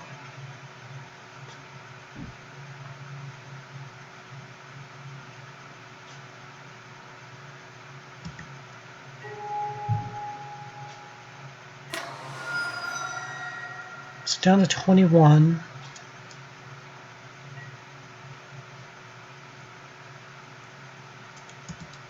Okay. Let's see if I can do this without going into business for myself here. Okay, I drew a land. That's good. Let's hold it for a minute and use Chulane's ability.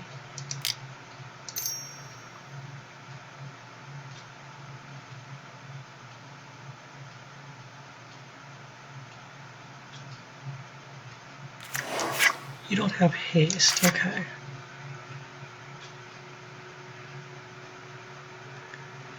Let's go for this big guy. 6 and 7.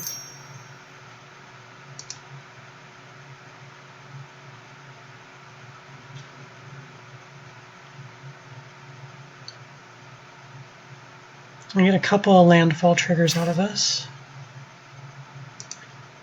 Do the reliquary tower. I still have a landfall for the turn.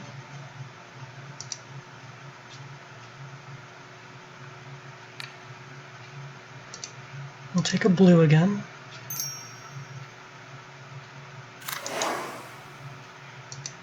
Wow, I didn't realize all these were optional. Of course I always want a free 4/4.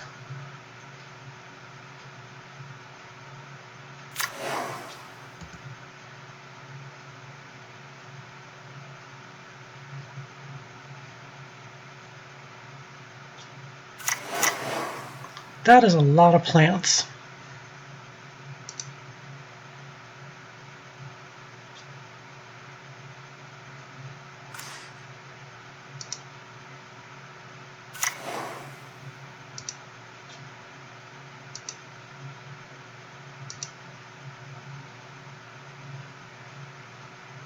This is officially redonk.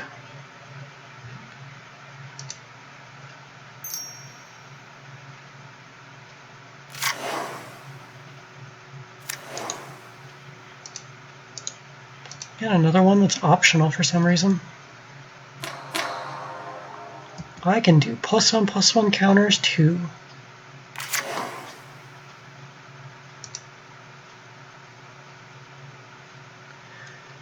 Is there anything else I really want to do right now? Let's get rid of that thing.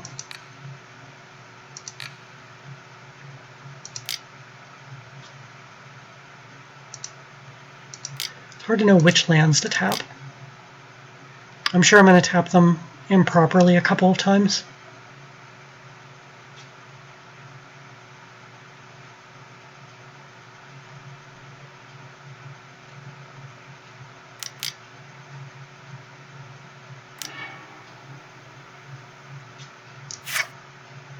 We choose new targets for the copy. You can't choose Chulane. You're probably going to choose Avenger of Zendikar. That's my guess.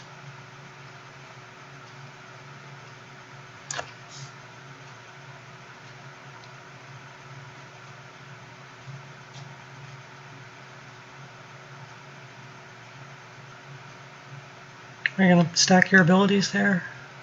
Here we go.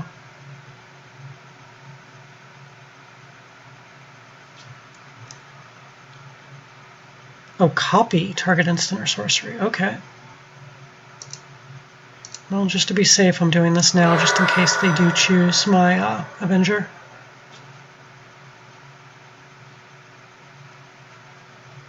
Oh god, I didn't even think about my life total there.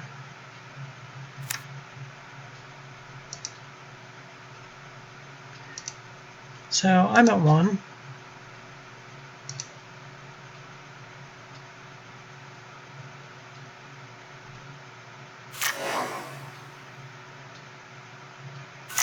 All the token creatures.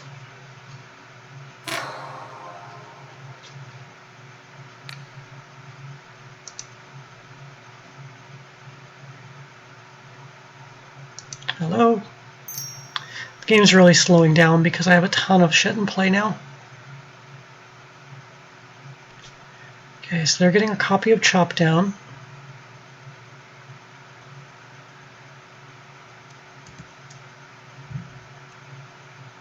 Can't really see what they're targeting.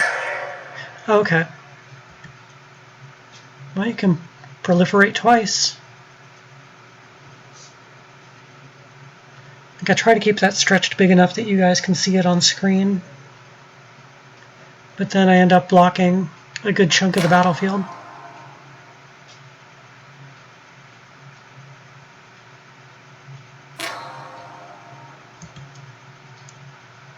Oh, you're going to fight my Amiria Angel? Oh, you chose no? Okay. We are helping each other. Let's go ahead and cast Giant Killer.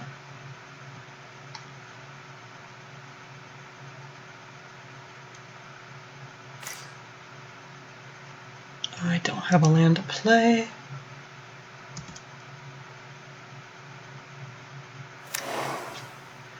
Okay, what do I want to do that's obscene now? I want to make Chulane indestructible.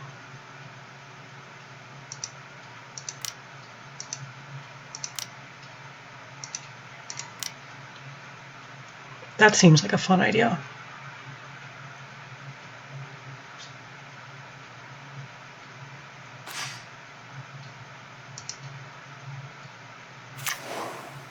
Another land.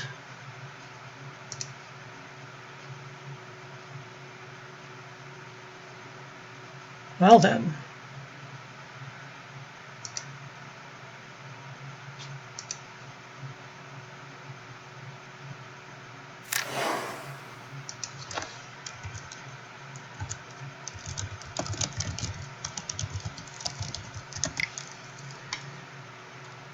Yeah, I haven't found the board wipes, so I'm just rolling with what's working.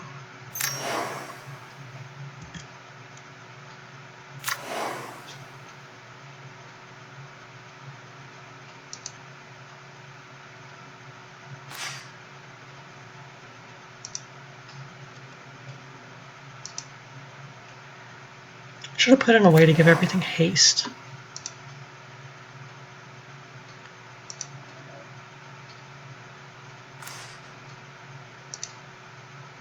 There's land.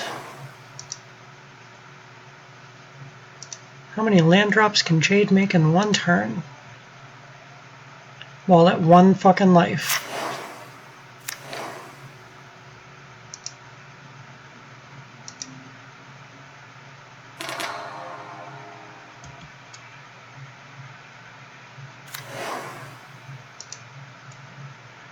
God, Shrieking Dick is gross in here.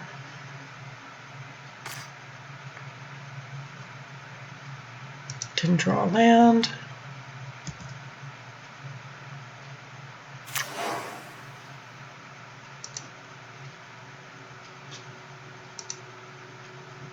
Let's go one more for sure.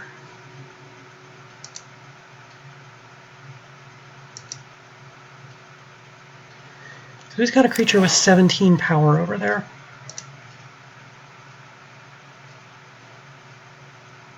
Okay, let's get something into play that can block.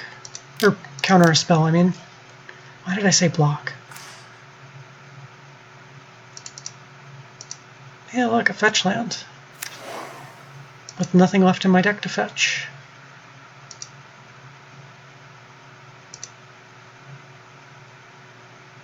I still haven't tapped my Gaia's Cradle, which is the really messed up part here.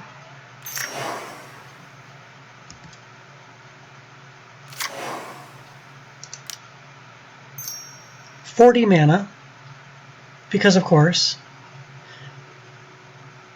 You know what? I think I can win here.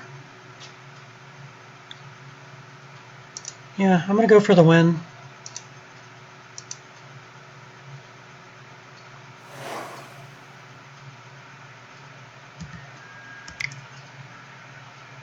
Let's go for the quicker way to win.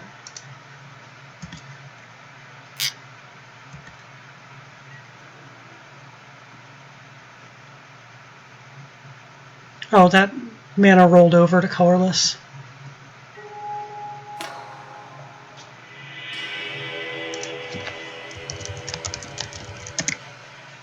That was redonkulous.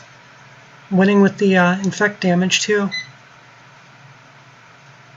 Like if I wanted to wait another turn, imagine how much more I could have dealt. Chulane is fucking scary. Even when you don't build him in the most powerful way possible, he still does this. That is just nutty.